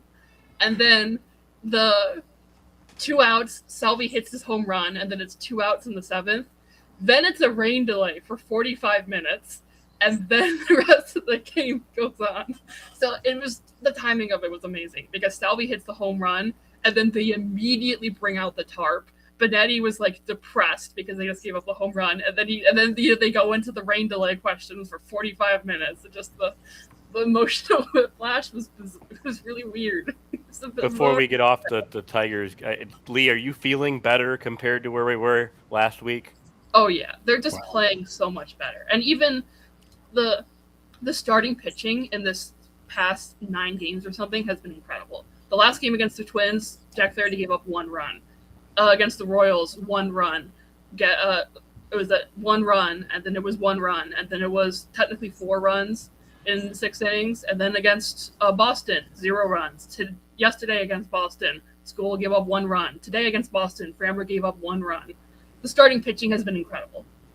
I mean, bullpen has been hit or miss in a couple of those games, but and the game they also. I mean, that's where they invest. They invest in starting pitching, right? So that's where you'd expect to see the improvement. Framber has had 1 bad start, and it was against the Twins. He has given up 0 or 1 runs in all the other games. He looks incredible for us. And even Montero coming up and taking Verlander's spot and once again, I think we talked about this before the show, but like he's performing as you assume Montero would, but for a 5th starter, like it is what it is, right? Yeah, like Casey Mize has been incredible. Outside of the 1 bad game against the Twins, which is a team that always hits him well, he's been amazing. Like he's had 2 8 strikeout games this season already. Yeah, and the 1 game we lost against Boston, it was a walk-off single in the 8th, bottom of the 10th inning. It was a 0-0 game for 9 minutes. You know? So, yeah, I'm very happy with how they've been playing. And I think they're up, 6-1 now? 6-2. Oh, I'd just like to call out while we're in between, where we start to transition topics, the White Sox are officially in 4th again. Thank goodness. I'll say that is an achievement considering where they have been the last 2 years, because I don't think they've been outside of 4th, outside the 2nd week of the season. The first game, maybe, yeah. Yeah, I was about to say. I remember last year the White Sox had a winning opening week, and then didn't the rest of the season. So they were 3rd in the division for a hot minute. Hey, congrats! Yeah. Thank you. One thing I forgot to mention: Kenley Jansen is now at save number 481. He got saved. He passed 3rd place during the Royal Series. So just shout out to him. Which is Lee Smith, I think, for the Cubs. I I think think is it was, who. yeah. But yeah, so like he has Hoffman and Rivera, and he ain't catching them. So Mm, this third all time, that's a pretty good number. yeah. So all right, why don't we transition because it was a copy paste series outside the first game, and let's we just wanted to like call out some guys. It's been a couple of weeks. So like good or bad, maybe something that just surprised us or caught our eye. We wanted to just call out some players. So we're going to start off with the White Sox. And I don't believe this is a highlight because Ty has instructed me in the notes to start with Edgar Criero's ABS challenge page. And it sure ain't pretty because I Eh, think he is the worst in baseball as net overall favorability. And you can see his challenges have not been great if you're watching on YouTube. Eric, so I'll just give you a little preface. This was me giving two players that what sums up the first 3 weeks of this season. And to me, first of all, is this Caro ABS challenges being like the literal worst catcher in baseball in terms of overturns versus expected. You've seen it every single game. He started opening day 3 for 3. It was great. We were riding the vibes, and then all of a sudden, it just tanked. You can tell that he's looking for help, right? He did the platoon, kind of platoon with Kyle Teal last year, and he's just struggling. He is struggling behind the plate. He's struggling at the plate, and it's just honestly really disappointing because it's definitely a player that we assumed was going to do a lot better just overall as a catcher, and with Teal going down before we had Reese McGuire, we assumed that we were in a pretty good spot, and I think they've proven otherwise in terms of that. So Edgar Caro taking my spot as one of the two players that are currently showing what the White Sox are, and it's just massive disappointment. And you can see from the Baseball Savant page that at the plate as well, he's just not there. I mean, you're seeing the squared up percentage, but the expected batting average, expected slugging, he's not barreling the ball at all. It's not good, and I have to look back at last year, but he definitely had it, and the fact that he's not getting the platoon splits as much, that's just what it is. Sorry. For the ABS challenges, it seems like he's just guessing back there. That's what it feels like because he's making challenges and then they're like all wrong. And that's my thing is why are you, if you're not sure or if you're struggling that much, why? Just unless it's the 8th or 9th inning, and even then we've been in games that were close, so that might be more valuable in the 9th inning. Don't even take it when you're that bad. And we do see there are some game logs here of how late he's taking it. So it's seeing 9th, 8th. I mean, and you're taking some of them really early, and you do see several overturns. But once again, like I don't get it. I really don't. And at the end of the day, it's more screaming, we need Kyle Teal back so bad. And honestly, I can't imagine Corey Lee doing worse than this. I really can't. So just the overall where we're at, and with his batting, with how he feels behind the plate, with having Reese McGuire as our second catcher, it doesn't make a lot of sense. It really doesn't. So he's my first player to kind of sum up how our season's gone so far. Sorry, if there were any questions about Caro? Not for Caro, but I guess for the league as a whole for ABS challenges. So Jeffers has been really good at behind for ABS. Salvi has been really good. Dingler has been really good. Dan, how have the Guardians been doing for catchers challenging ABS? I'm kind of curious. Hedges is pretty good. Bo Naylor has struggled a little bit behind the plate. I don't know that I've seen Fry challenge a bunch, but that's my initial inclination. We were for quite a while the worst team in the league at ABS challenges, and it's gotten Was that better. batting or fielding? I know for It's batting gotten you better guys were from a struggling. fielding perspective. It's gotten Okay. better from a fielding perspective. Hedges has played more. We're going to talk about that actually in a minute. But batting wise, we're still the worst in the league. Does anyone else feel that this? Remember, like when pitch framing was real big in the last couple, like when it first took off, like a decade ago. Player catchers went from maybe he's a little sloppy to unplayable because they could quantify pitch framing. I wonder if Kiero is going to be like disqualified as a catcher because he has no feeling for the zone, regardless of pitch framing. And I wonder if that will now like be a factor in evaluating catchers, like if they're a major league quality catcher. Because like I can tell you with Jeffers and with Salvi, it's almost like a weapon you have in the seventh inning if you have a catcher that knows the zone. And I wonder if Kiero, if your catcher can't challenge, they're not going to trust the pitchers to do it. If But- Kiero can't be relied upon to challenge late in the games, if they're just going to take him out. But Eric, even then, just stop challenging. If you can catch the ball and you can call games for your pitchers just fine, great. Even his caught stealing above average is pretty good. I was really surprised to see that actually. But if you're struggling to challenge pitches and you're not doing it well, stop. No You're one's just hurting forcing the you to team. do it. It's not hurting the team to just not challenge it, but it's hurting the team when you challenge and then you lose in the third inning or whatever. Unless you're Save 'em Aaron for the Judge. hitters. Aaron Judge should be challenging more anyway. I disagree with that because like you're almost handing the other team if the other team's catcher and the catchers are the ones that are going to benefit from this ABS system the most. You're almost like gifting the other team free challenges if your catcher cannot keep up with the other catcher. But by giving it away, by doing bad challenging, you're not only hurting yourself on defense, you're also hurting your fielder or your hitters, your batters, who are actually doing well with ABS. You're hurting them. And they're like, oh, I want to go up and tap. Oh, Caro ruined it for me in the last inning. Which I did see he had like an actual. Was that Kiero or was that another player?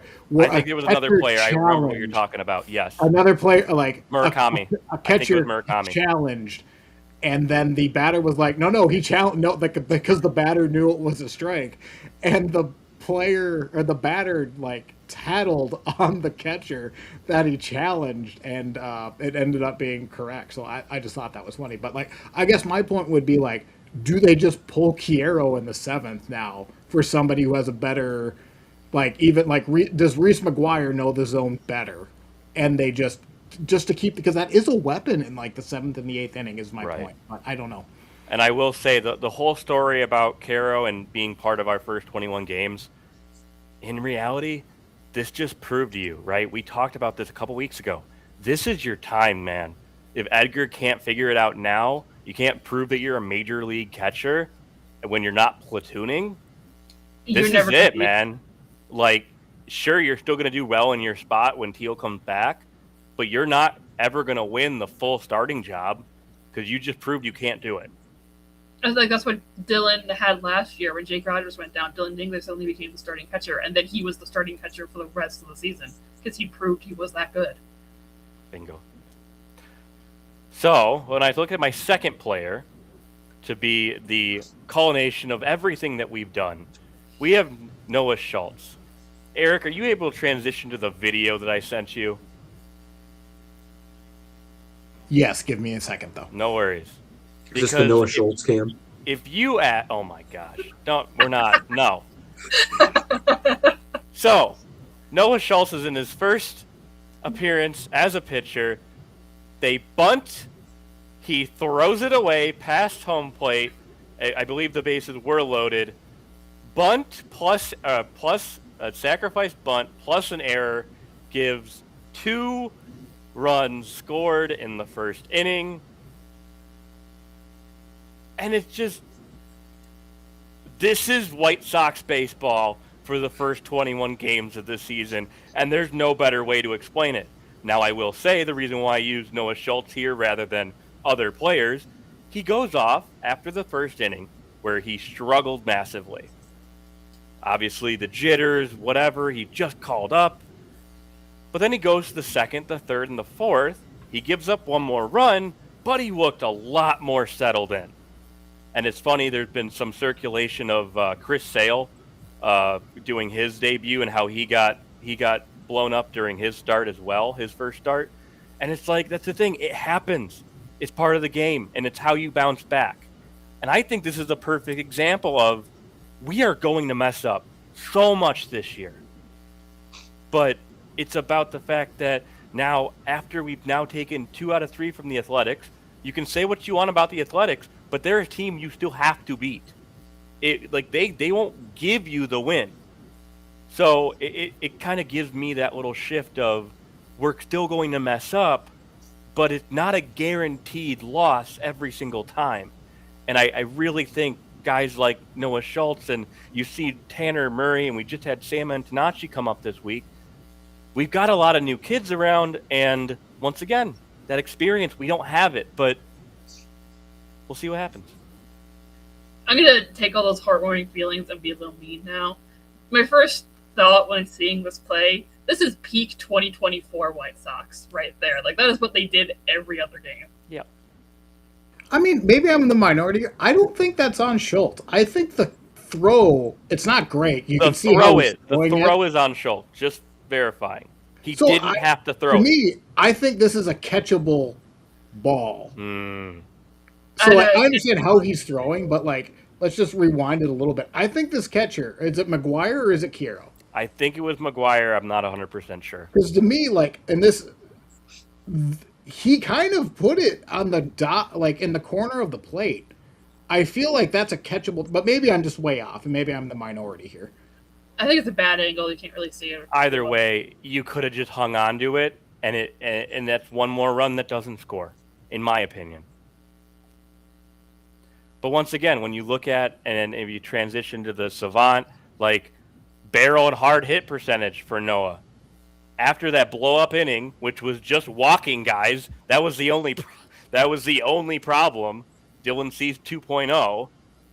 I mean, the ERA 3.8. You can see some things going on where it's like, okay, he might turn into something a lot better as he starts to get his feet underneath him. And like I said, yeah. Give him a little bit of a break. He's 22.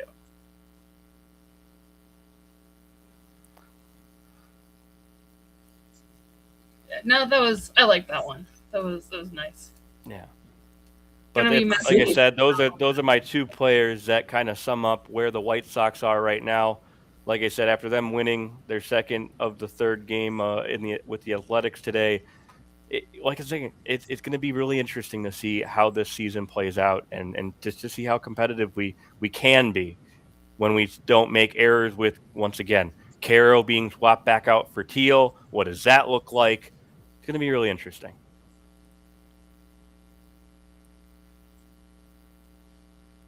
Alrighty. Should we do the Tigers next? I guess that's what we're going to be doing. Sure.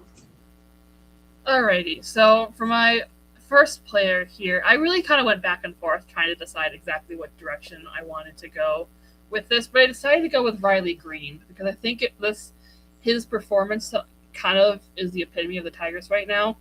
Underperforming a little bit offensively, but you look at the underlying metrics and they look really good, and there is improvement from last year. So for Green specifically, his strikeout rate last year, 30%. It is down to 23%. His walk rate has doubled from last year. His batting average is down a little bit. Those are my wrong numbers. His batting average is down a little bit, but his on base is way up. If you look at the underlying stuff, it looks really good. He just hasn't been getting the hits yet. The power will come. Eric, could you go and look at 2025 on the Savant for me? Because I want to look at all the squared up, the chase, the whiff, the K. It is so much better this year than it was last year. I am very encouraged by a lot of those underlying things, and that's kind of how the Tigers are playing. For the Tigers overall, the batting average is a little bit down from last year, but they're getting on base. Last year, the Tigers as a team, 4th in strikeouts. They are now average at 22%. Last year, walk rate was like below average at 8. They're a little bit above average at 9.9%. They're lacking the power. They're only 25th in homers, but they're average in OPS. They're not hitting homers, but they're still getting like double and extra bases and stuff. So I think that's kind of, for me, is really what I wanted to focus on. Just underlying stuff. It looks good. They have been getting unlucky. They are getting on base. They are getting hits. The power will come in time. The weather will warm up. It's not going to be miserable in Detroit anymore. It will come. It's just a little bit underperforming right now offensively, but I'm not really worried about it. So, any questions on that? I do have a comment on that, and just that you were talking about kind of the luck factor with the Tigers, and they're 26th in home runs right now, but they're 7th in barrel rate. So the kind of contact that would create a home run, they're very good at. They just haven't hit them, and you can't keep a good man down long. I think that's gonna turn around, and it probably already has started turning around. Quite frankly, considering what you say, they won 8 out of their last 9. So yeah, they just won this game today, and they won today with 2 home runs. Dylan and Jahmai Jones both had a homer, so they're getting those. They're starting to get those hits again. They just started off really kind of.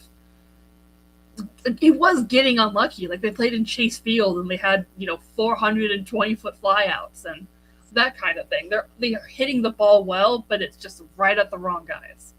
So, yeah. I know the Riley Green hitting for more contact strategy was, I don't want to say a point of contention for us, but I was skeptical that would maybe play out the way that you had hoped, and so far so good. I mean, it's good to see on his end of things that he's able to kind of just make more contact and just be more selective on when he's kind of swinging for the fences and not.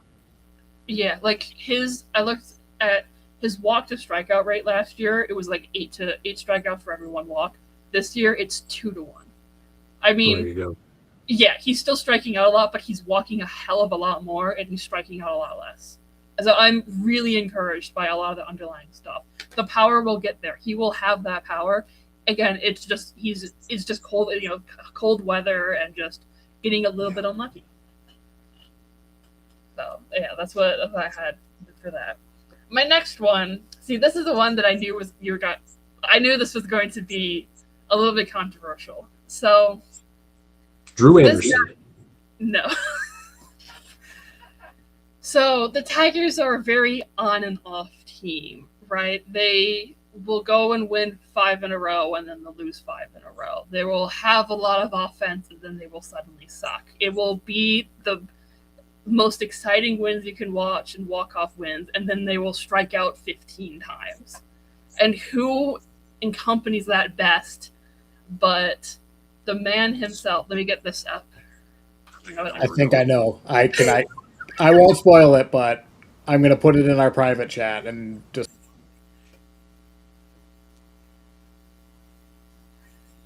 Javi Baez is my next one.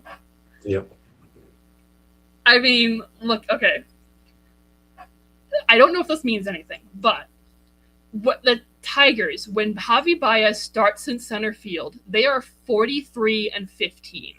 That is a 741 win percentage. When he plays at shortstop, they are 24-29 after today. His offensive numbers at center field, as of this is from a few days ago, are so much better than when he plays shortstop. I don't know what it is. He is a better player when he plays in center. The Tigers are a better team when he plays in center. He is the most infuriating player to watch when he's bad, because he will swing and miss and 3 pitches in the other batter's box. But he is also the most exciting and fun player to watch on this team when he is playing well. That is why he's the next player that accompanies the Tigers well, because it will be so infuriating, because they will go out and they'll ambush a starter and they score 5 runs in the first inning, and then they'll come out the next day against a guy who has a 5 ERA and doesn't throw anything above 93, and they'll strike out 12 times against that guy. It is so infuriating. But then they'll go the next day and they'll walk off the win. It's very, very back and forth. And that is Javi Baez. I forgot about this slide. Made this avoiding the tag at home. Javi Baez is the only player on earth who can do that reliably. He is the only guy who can do that. He is so much fun to watch. It's also very infuriating. So, yeah. Anything to say about this? I mean, look, he's not doing that bad this year. He's actually been pretty decent. Let me pull up his. I should have done this. The start off. I will say while you're looking for that, the win-loss record in center field versus shortstop is fascinating. I don't know what to make of that. I don't know if that means a better shortstop. I don't want to say a better shortstop. Like, who's playing shortstop because he isn't? How does that factor in? I don't think that's like a red herring in all of this. But like, it's very interesting that like those are real numbers. Like, that's a sample size of 60 games, right? Like, yeah. I think it does kind of coincide with the hot start last year too, though. I don't. It's interesting. Last year he started hot. He started hitting when he moved to center. Is the thing. Yeah. So his current stats for this year, he's batting .278 with a .310 on base and a .736 OPS. Like, he has a 107 OPS plus, and he's still amazing at short and center. Like, I mean, he's good. He's not terrible. This can firmly go in the category of baseball is sometimes really weird, and you don't need to explain it, but you can just enjoy the ride. And Javi in center field can just be weird and fun. It's almost like he's a zoo animal who needs enrichment, and he's like, "Oh, here's Javi. Go play center. Go have fun." And then he'll go be bad. I don't look, but all I know is Parker Meadows had a bad collision and had to be taken out, and will miss a lot of time. Javi Baez moved to center, and we went on a 6-game win streak. Okay, like, I'm not like Meadows wasn't holding this team back; he was doing good. But Javi Baez in center is somehow the magic. I don't understand it, and I will not pretend to. But these are numbers. He's a really good glue guy too, right? So yeah, it's good when that guy can be performing on the field. He has to perform to some level in the first place to stay on the field, obviously. But if you can get extra out of a guy like that, especially at a position that he's not as familiar with, that's just bonus. I mean, apparently the entire clubhouse loves him. Like, that's been a thing for years, apparently. Like, everybody loves the guy. And like I said, he's so much fun to watch. I mean, he is El Mago. Like, he is the magician. I don't know how he does it, but he somehow does. Anyway, yeah, that's just my... Javi Baez is the perfect player for this team. Because it's incredibly streaky. But God, is it fun. Anyway, I'm done. That was my fun. Think we're moving to the Guardians? And if so, let's keep it with the good vibes guys for a minute. So I will preface this with, when this initial idea came about this week, we wanted, like Ty said, players that are exemplifying your team through the first 3 weeks so far was the initial exercise. And that's the exercise that I felt like I tried to stick to here. Austin Hedges, backup catcher for the Cleveland Guardians. Let me describe him. Overall, he is a much maligned offensive player. I think that's fair to say. You could see on the screen right there, career batting average 186 if you're watching this at home. Much like the Guardians. Not very good offensively last year, right? And in past years, we've talked about that a bunch. This year so far, coming into today, these stats are coming in today. Austin Hedges batting 292, 103 OPS plus. I spent a whole bunch of time earlier saying, well, if the Guardians could just be a league average offense, they do a bunch of other things really well, you might really be onto something. Hedges has played progressively more and more at the start of this year as the 3 weeks have gone on, because Bo Naylor, quite frankly, hasn't played very well, and Hedges kind of has, as I can describe by these offensive numbers. And while the Guardians as a whole, good base running, good pitching, and so on, the Heat Hedges isn't necessarily the best base runner. He's not fast, but like he got the other intangibles. He catches a good game. By the way, his catcher ERA this year is 2.00 coming into today. So he's managing the staff really well. The point I'm making is the ancillary stuff the Guardians are very good at, Hedges is very good at. Um, and he does all the little things. He's a glue guy, clubhouse guy, like we were talking about with Baez. It's a really good start for Hedges. And the one thing I'll add to this that I thought was interesting was he had a very good offensive September last year as well, above average, and so did the Guardians. So I'm not making some grand statement of like they're linked together or anything like that, but I am saying like they're similar in the sense of I'm trying to compare a player to the team. One last thing on Hedges. The Cleveland Guardians this year are 8-0 when he starts behind the plate. So I wanted to highlight him. I wanted to give him his flowers for a moment, but also make that comparison. So, how fast is he going to be a major league manager when he retires? Like instantly? 10 minutes Uh, after he I announces? think I think if he wants a job, that would be the case. And I kind of wonder. I wonder if he would want to coach first. I wonder if he'd want to get into TV. Like I don't know what his aspirations are, but I think there would be a number of teams interested, perhaps right away. If that's what he wants, he will have a job there. That is, Yeah. yeah. He has a -2 career WAR, which means he's probably the nicest guy in But the on God. Yeah. if I'm not mistaken, Baseball Reference does not include catcher framing in their WAR. No, that's the thing. Or do I have it Fangraphs reversed? is a lot better for catcher war. Yeah. I mean, that seems like something Fangraphs would have because, like, Baseball Reference gives the difference between B WAR and F WAR for anyone who might not. Baseball Reference gives more credit to what actually happened, where Fangraphs gives more credit to the underlying numbers typically. The No, I theoretical. remember this was a Yeah. huge thing online because Was? people were comparing Cal Raleigh to Aaron Judge last year on via Baseball Reference, and it was Baseball Reference doesn't do as good of a job for catcher war as Fangraphs does. So it was like a big thing. To that point, Austin Hedges 9.2 Fangraphs WAR. So Okay.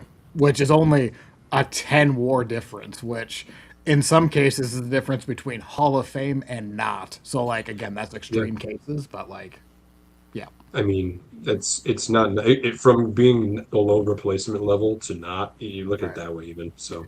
It's 100 runs over a career for whatever it's because a win is worth 10 runs for whatever that's worth. Second, good on Hedges. Yeah, I was just gonna say, I mean, Guardians are very vibe heavy. Not that they aren't like other things, they're very vibe heavy. Hedges is the ultimate vibe guy. Yeah, I'm not taking that as an insult in this context. I agree with you. This team, I think they purposely go out of their way. Clubhouse chemistry matters as an organization. That's why they've hired Stephen Vogt. That's why Hedges has a job. They bring him back every single year. I think that's a great point. Second player, starting pitcher, Tanner Bybee, I wanted to highlight here. And this is where it's not necessarily all positive. It's not all negative, too. But Tanner Bybee was our opening day starter this year for the Guardians. And would have had that opportunity last year as well. He got ill, whatever the case may be there. He's had some really strong outings this year. He had 6 shutout innings against Baltimore just this past Thursday. Looked really strong. He did deal with the shoulder inflammation earlier in the year. So they were kind of slow playing him after that first start where that kind of came about. But he looked really good against Kansas City in 4 2/3. I believe he only gave up 1 run. So he's had some good starts. He's looked solid. He's looked like the kind of pitcher that you would think of him to be. He's also had a 3-homer game against Seattle. He allowed 8 runs against Atlanta on Sunday Night Baseball. Basically, this time last week, there's been some clunkers in there too. And as I look at the Guardians, who lead this division at 13-10, it's mostly positive, and I feel mostly good about it. But there's been some clunkers in there, and this is kind of colored by what's occurred this week. Earlier this week, they had a game 1, and a ground ball is hit to second base to ill fielding second baseman Juan Brito, who fumbles that ball. isn't able to complete the play. Cade Smith then allows a double, and the Guardians end up losing that ball game in extras. Then they go out and they blow a 4-run lead, as I talked about earlier today in the 8th inning, uh, uh, uh, 2 nights ago on Friday night. My point being, the Guardians are kind of like Tanner Bybee as well. There's a lot of potential there. It's looked really good at times, but it hasn't quite. There's been enough clunkiness there where you're kind of still uneasy with how things are going. So that's why I wanted to bring him up. And consistency is kind of just the last piece here for both the team and for Bybee. Looking at the Guardians starting pitchers, it very much seems like they have it or they don't type of outings, where it's like you said, give up 3 home runs like a first inning or whatever it'll be, or go 7.5 shutout. One thing I think, and they're all young pitchers, we have to remember that too. But I think the one thing that everybody on this staff could get better at is those games where you don't have it. That needs to be a game where you go 5 innings, you give up 3. Like you got to find a way to like scatter the hits, strand runners, do what you need to do. Like 5 innings, 3 runs is gonna still. I know this offense hasn't been phenomenal, but it's gonna help you stay in a lot of games. And Bybee in particular, there's been a lot of a blooper happens that leads to a double, then a walk. Things have kind of expounded on him as time has gone on in certain innings. I think that happened against Atlanta this past week. And that's the last thing. And it's a little bit different with different guys. Like Gavin Williams will just walk a bunch of guys sometimes. So it kind of depends on the pitcher. But yeah, I'm with you on that. By the way, we went this entire episode without mentioning the fact Parker Messick almost threw a no-hitter this week. Right, that's true. So let me just shout that out real quick. He looked brilliant. And to that point, talking about the consistency thing and like being a little uneasy, like they almost end up blowing that game. So, but he was awesome. His ERA is below 1 right now, by the way, which I was not expecting. But yeah. All right, nope, that's fair. Any other closing thoughts on the Guardians? No, sir. Well, let's talk. Let's throw some more shade on Kansas City, because why not? Sam's not here to defend himself, so why don't we switch over to Kansas City? So, in all honesty, I picked 2 players, and it's not all bad. I did try to skew on the positive side, but I think one of the more surprising players on the Royals this year is Vinny Pasquantino. Has not looked good, and he's been an above average good first baseman. He's like a prototype, left-handed hitting first baseman with a lot of slug. He just hasn't gotten right this year. And I remember what made me originally think about him is in the Detroit series, I swear he popped up 75% of his at bats. There was a couple where they could have been home runs, but the launch angle wasn't right, and he hit it to that little triangle corner in the right center. Yeah. But he just, I wanted to look into his numbers a little bit. I think the more surprising thing, he lost 3 miles an hour to his bat speed, which should be a little surprising for someone who's 28 years old. And I'm not going to tell you I'm a big expert on bat speed and what it means and when you expect the drop off. And maybe he might have been feeling something. He might have felt tight the first couple of weeks. But that should be worrisome that a slugging first baseman just lost some bat speed, when that seems like the harder you swing the bat, the more home runs you seem to hit. That logic holds up.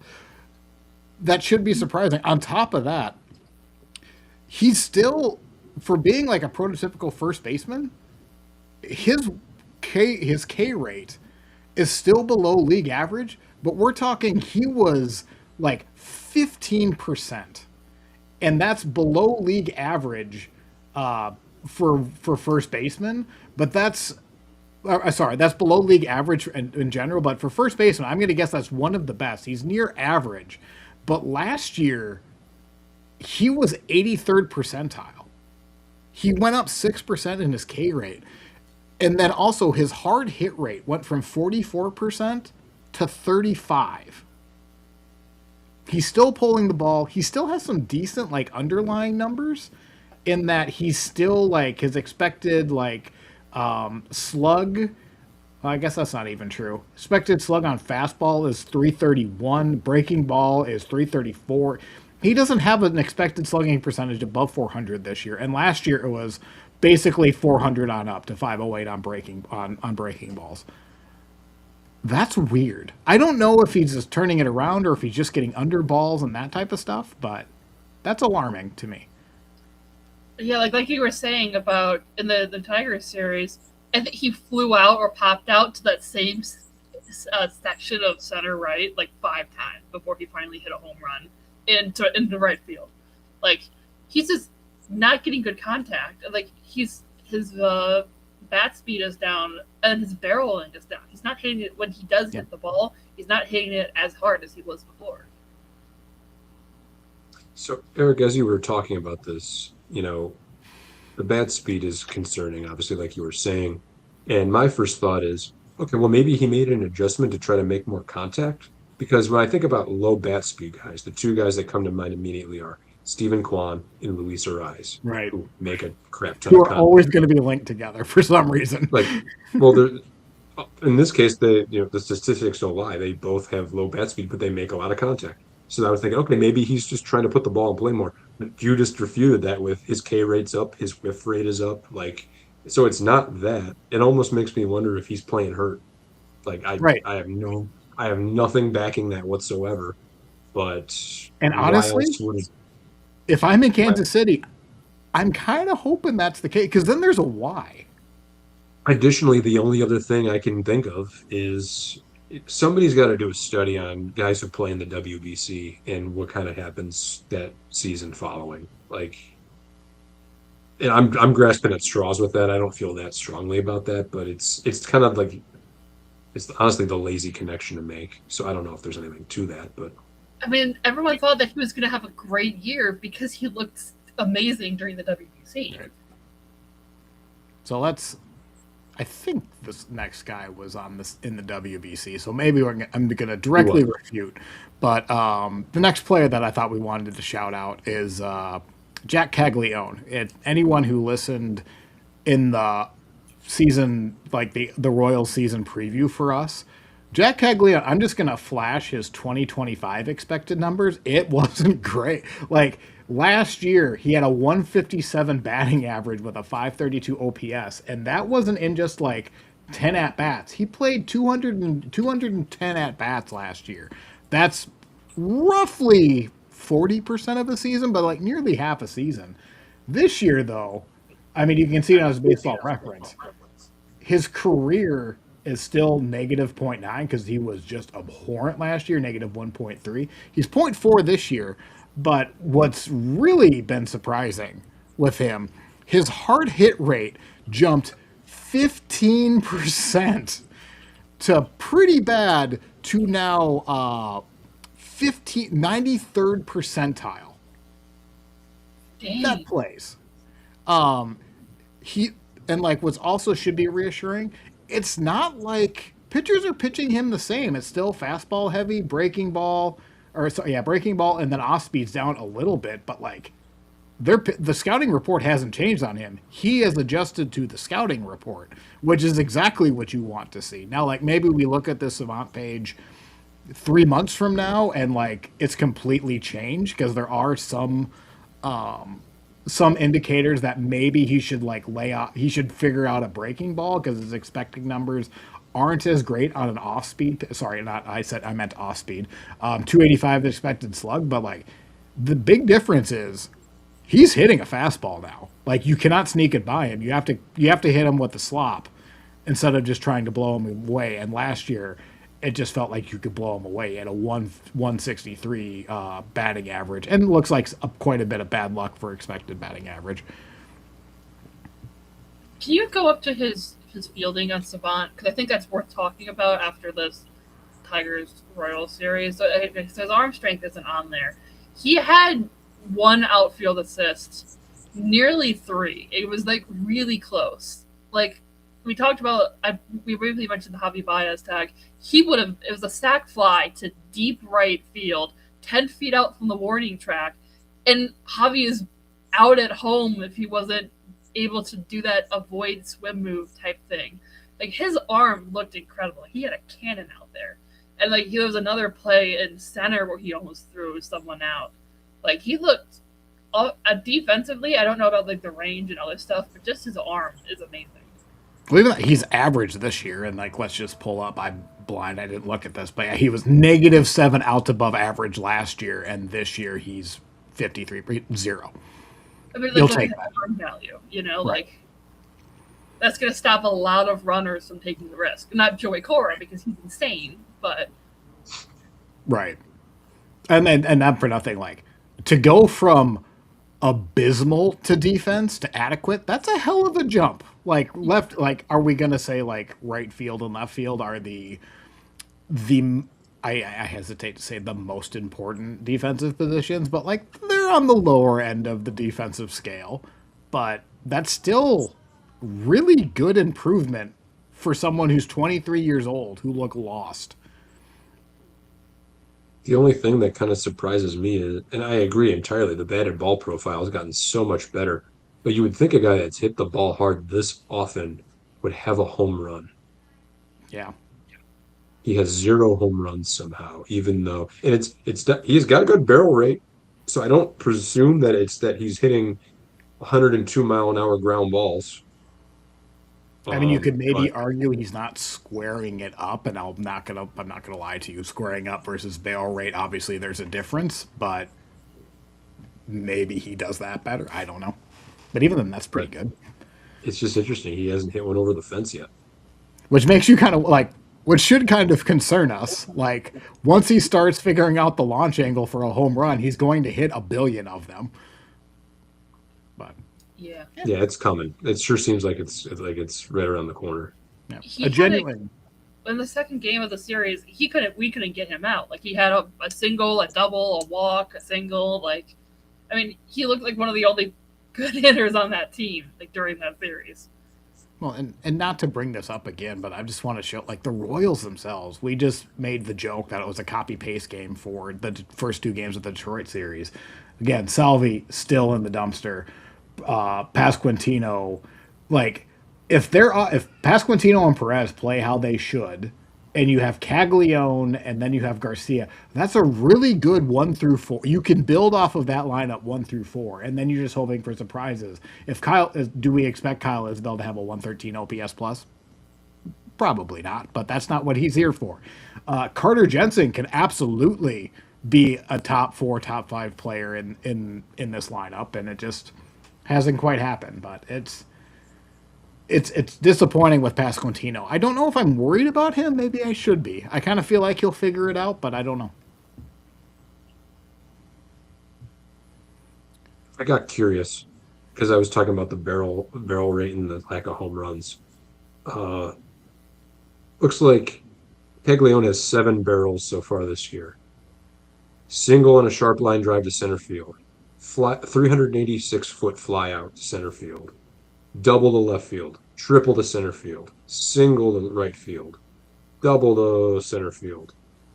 Line out to center field, which was a 336-foot line out. So mostly good results, just not quite enough. The 385-foot flyout's interesting to me, but not quite enough That's to just get the over wrong the part of fence. the park. Like that's a home run in the corners all day, and even most left and right centers.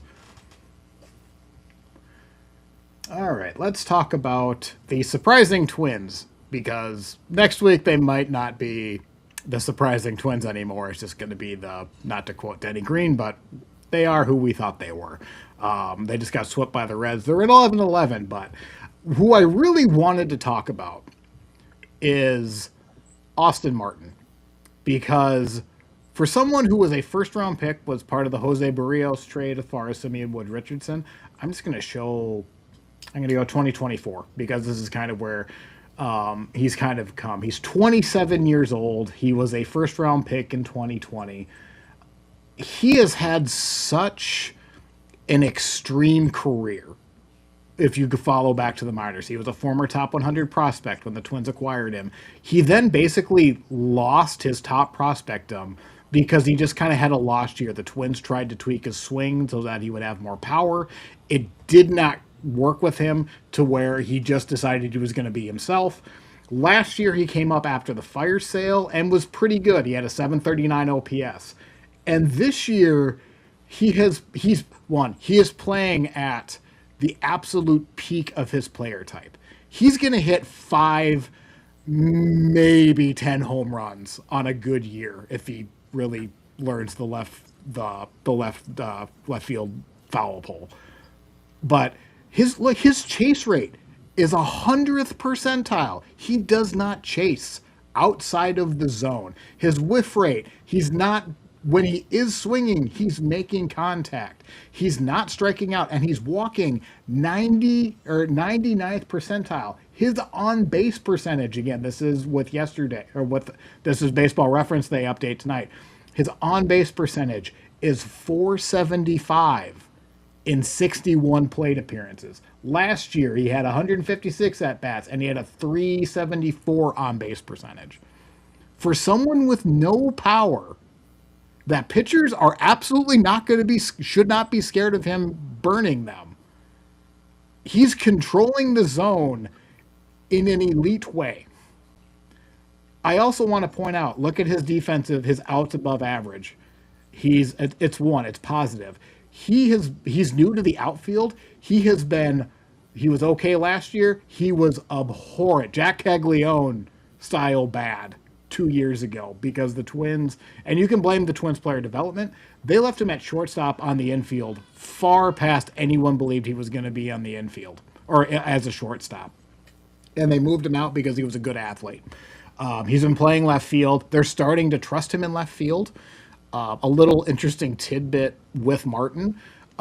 This is where I think the Twins might have found some better voices for their players because Grady Sizemore just joined the Twin staff, and he worked a lot with Martin on the outfield. And when you have Byron Buxton, who is already like the default team captain, and then someone, Grady Sizemore, who was essentially Byron Buxton 20 years ago, coaching him how to play defense, that's really good. And if you can get, Austin Martin should 100% listen to Grady Sizemore. He was a smart player, underrated, injuries just derailed him. I think that's the perfect mentor for someone like Austin Martin, who's 27 years old. He probably has like 5 more years of team control because he just hasn't been that good. So I wanted to point him out because this has been the trend in the Twins lineup. And Josh Bell is a very patient hitter, low strikeout rate for first baseman. Victor Carantini is a low strikeout guy. This team has been seeing a lot of pitches this year, and they've been drawing a lot of walks. And that's the reason they're third in the AL in runs. Will they be next week? We'll see. But it does at least. It's nice to see them have a fight in an at-bat and have professional at-bats because that hasn't always been the case. The thing that I would say is, while that 480 on base is impressive, the 444 or whatever it is slug is just as important. Because what if it's just an ability to take walks and to put the ball in play? What ends up happening is pitchers just go, we're going to throw you fastballs and knock the bat out of your hands. Like, he has to continue to drive the baseball. That's going to be incredibly important. I see he only has 3 extra base hits on the year. I kind of wonder if that's an adjustment that's yet to be made by pitchers. And maybe it is, maybe it isn't. But I think that would be the natural place to look next. I will double down on that. He did not have an extra base hit outside of this week. All 3 of those, he had a home run and 2 doubles this week. And that's the worry with his player type. He has to be able to at least hit a double. Or he has to do the Ricky Henderson thing where if you're going to walk or if you're going to hit a single, you better steal second. So at least like the pitcher has, when you're at the plate, the pitcher can just, he's going to hit a single. I don't really care. But if he's a single and he's a good base stealer, Now you kind of have to like at least do that mental math of like, let's just get this guy out now. Yep. And then when you also, I think what's really impressive with his at bats, and like when I say 100th percentile chase rate, this dude does not swing at anything outside the zone, and he is swinging at stuff inside the zone at like a point where he's not guessing. But he has to do that with his skill set. Has he done any ABS challenges? He hasn't because I think he's new enough that they're not really trusting a lot of the hitters. Ryan Jeffers is like a Greek god in Minnesota for ABS, so it's almost like Just if let you're him do a it. hitter, just give it to Jeffers. Like Yeah. don't risk it. But I think they should start trusting him if that hasn't been the mandate. But I don't think he's been told to not. But yeah, I'm happy for him because like honestly, he was looking like a wash 18 months ago. And for him, he might now, because of this between last year and a good start now, he might have a 5-year career because of these last couple of, basically his last 100 games. And I don't think he would have had that before then. So next up, this is one isn't as happy. So I actually did a last minute change, and I remember looking at his numbers last week, so I hope they still hold up because I didn't double check. So who I was originally going to talk about was McGonigle. But then the Twins had a bullpen blow up, and I feel like this pitcher is much more a better example for the pitching staff as a whole, and it's Bailey Ober, who used to be a very reliable, dependent pitcher. And you can look at his fastball velo. He's averaging basically 89 miles an hour. Last year, I'm not going to tell you it was great, but it was 90. The year before that, it was 92. It's really hard to survive in 2026 baseball with an 89 mile an hour fastball. Oh, ew! No, you're not going to get anywhere with that. Yes, Andrew Chafin has done that, but he's a reliever and he's only pitching an inning. And he's throwing it 34% of the time. Yes. Well, here's what I will say. So, are you talking Chafin? Or are you talking? No, Ober is throwing his fastball 34% of the time. Well, here's where gets interesting. This is why I wanted to shout him out. Is Ober he is clear the fastball velocity is gone. He's not going to throw 91. I think he's starting to realize that. He does throw 6 pitches, and actually he just came up with a sinker, which is I got it. What is the velocity on the sinker? It is, well, whatever. It doesn't matter. What's interesting about how Ober is pitching is his changeup, slider, sweeper, curveball are all around 80. We'll say like 78 to 84 is the range. His fastball is 89. It's almost like he is working at 84 miles an hour and then surprising players with the fastball, almost as like a reverse changeup.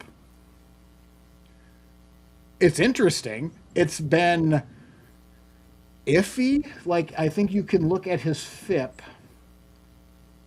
His FIP is 394, and for somebody who has no fastball whatsoever, that's a pretty decent FIP. He also, the first like 2 weeks of the year, had no swing and miss because he's now throwing this changeup, which his changeup is legitimately a great pitch. He's actually getting, 8, 9 swings and misses. Is it the best in the league? Is it Tarek Skubal? Absolutely not. But at least there is some swing in the miss. Because if he's just going to rely on weak contact with an 89 mile an hour fastball, he's dancing with the devil a little bit. So he's had some blowups. I don't think we can rely on Ober being what he was. And Bailey Ober was a really underrated pitcher in my mind. He was a legit number 2 at his best. And he only had a 92 mile an hour fastball. He's a very smart dude. He reads the batters. Just really smart. I would not be surprised if he's going to be a pitching coach or coach somewhere down the line. But the velocity's gone. He had to adjust. And his adjustments, I just feel, is very... It's a good comparison for the rest of the bullpen because this bullpen their average fastball velocity is like 93. The average fastball for all pitchers is like 95. And for relievers, it's probably like 96, 97. So if your bullpen is throwing 93, 92, 93 on average, that's very hittable. So It's not going to last very long. Yeah. it's not, you're really, and like the Twins are showing it. They've had 2 bullpen blow-ups the last 2 games, which is why they're 11-11 right now. I mean, this is Cinderella probably hitting, the clock is striking midnight on them on this bullpen. But I think what we saw from them for the past, week and a half, 2 weeks of the season was just, oh, this is their really hot stretch when they look like a competent team, and then they're just going to go back to being not which, good. and honestly, if I was going to predict to you, I said at the beginning of the season, and I was the only one that took the over on the Twins, but like, let's not kid ourselves. I took the over on 72.5 and projected 73. So like, I don't believe this is that great of a team.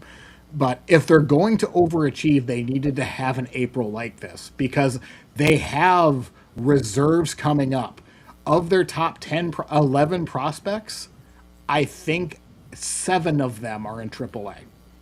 They can turn this around quick. They even just promoted Andrew Morris. And to tell you how desperate that Derek Shelton is for bullpen relief, Andrew Morris made his debut last year. Andrew Morris is their number 11 pitcher on MLB Pipeline. He throws 92, 93 as like a projected 5th starter, very Simeon Woods Richardson like, in that probably is at best going to be a number 4 starter. Throws like 5 or 6 different pitches average. At an average rate, like an average pitch. They stuck him in the bullpen last week, and the mother effer hit 93. And I think Darren Shelton went, "Excuse me." He then put him in today in the 8th inning. So the Twins got swept today, but at the time it was the 8th inning in a 3-1 game. He brought him in for the 8th and the 9th, and then he gave it up in the 9th. Which you should probably expect from a rookie on his literal second appearance in the majors. So like, it's very aggressive managing. It's not a good call. Like, it's a predictable call. Shelton probably should have went to Garrett Acton or whoever. He should have called up someone other than Ryan, a rookie, to go a second inning, even though he's going to be stretched out as a long relief guy. What other upside pitcher does he have in that bullpen? He has no good Not option. try it. Right. I think that was just it. F it. Like, let's see what he can do. I saw him hit 98 last time. Ain't no one else in this bullpen throwing 98. Let's see what happens. I'm glad you ended up picking Bailey Ober because I think that's really interesting. And it's kind of counterintuitive, but it reminds me of I think it's Edward Cabrera who had pitched with the Marlins last year. Now, Edward Cabrera throws gas. Like, he throws over 100. But he also throws like a 94-mile-an-hour changeup off of that 100. Mm-hmm. So it's almost like Bailey Ober is the inverse Edward Cabrera. Cabrera stymied the Guardians last year because he was throwing the changeup as his primary, like 93, 94, 90 with movement on it. And then he'd throw the 102 at you. And 102 is bad enough to begin with, but it really blazes you when you're throwing 93, 94 with movement over again. The only thing I would add to what you said about Ober is I hope that he can make that work. Everything you said about kind of like he's got 6 pitches, he's a smart guy, et cetera, et cetera. Additionally, he is 6'9", and he does have 95th percentile extension, which means that 89 really looks more like 92, give or take. So I'm all about, like I've said this before, different ways of being successful. Like being good at different things should reward you. And so when he's not facing the Guardians, I think I'm going to start rooting for Bailey Ober because I want to see him make that work. And I don't think it's crazy to think he could either. I don't either. I think he's really, and also Bailey Ober, just to kind of go back, he's always been underrated. When he was drafted, I think it was like the 17th round. When they drafted him, he was throwing 87, 88, and they got him to throw. He was never a highly touted prospect, and he held that chip on his shoulder to where the Twins one year actually sent him to AAA, even though the year before he had like a 3.5 ERA, and it pissed him off to the point where he got back up in like 2 weeks because there was an injury because it's the Twins.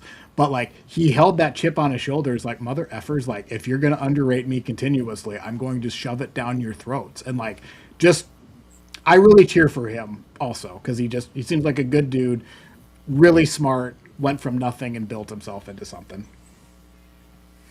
Lee, I spoke over you, so I'm sorry. No, I'm pretty much just agreeing with what you guys had said. So, all right. Well, I've blabbered on about the Twins enough. They're 11-11 this week. We'll see if they can hold on for another week because it would be fun to have them another week of winning baseball. But I don't think that's in the cards anymore. But we'll see. Well, Why don't we go? Eric, who's on the schedule? Hey, who's on the schedule? Let's Hey, talk look about at the that. Guardians. Next up for the Guardians, they go to Houston.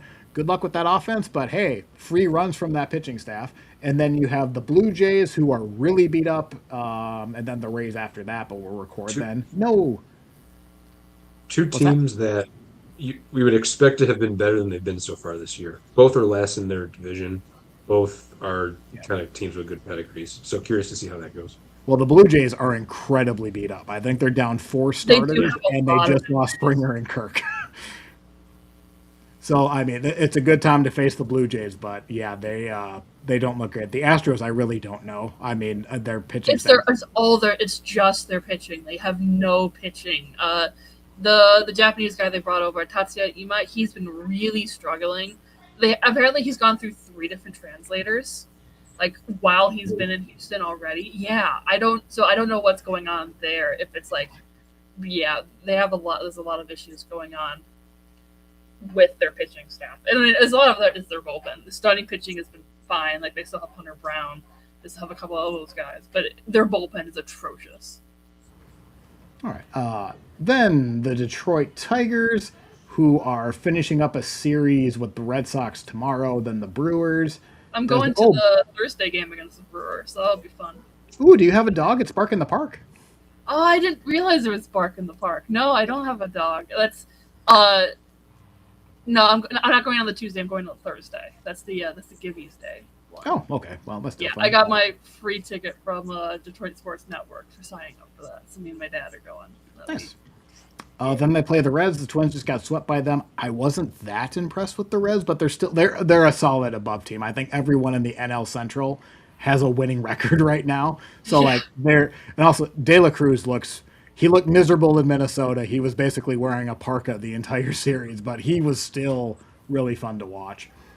Okay, the Twins play the Mets. Wish I could go to these games. I really can't though. And then the Rays. The Rays I still don't think have looked that great.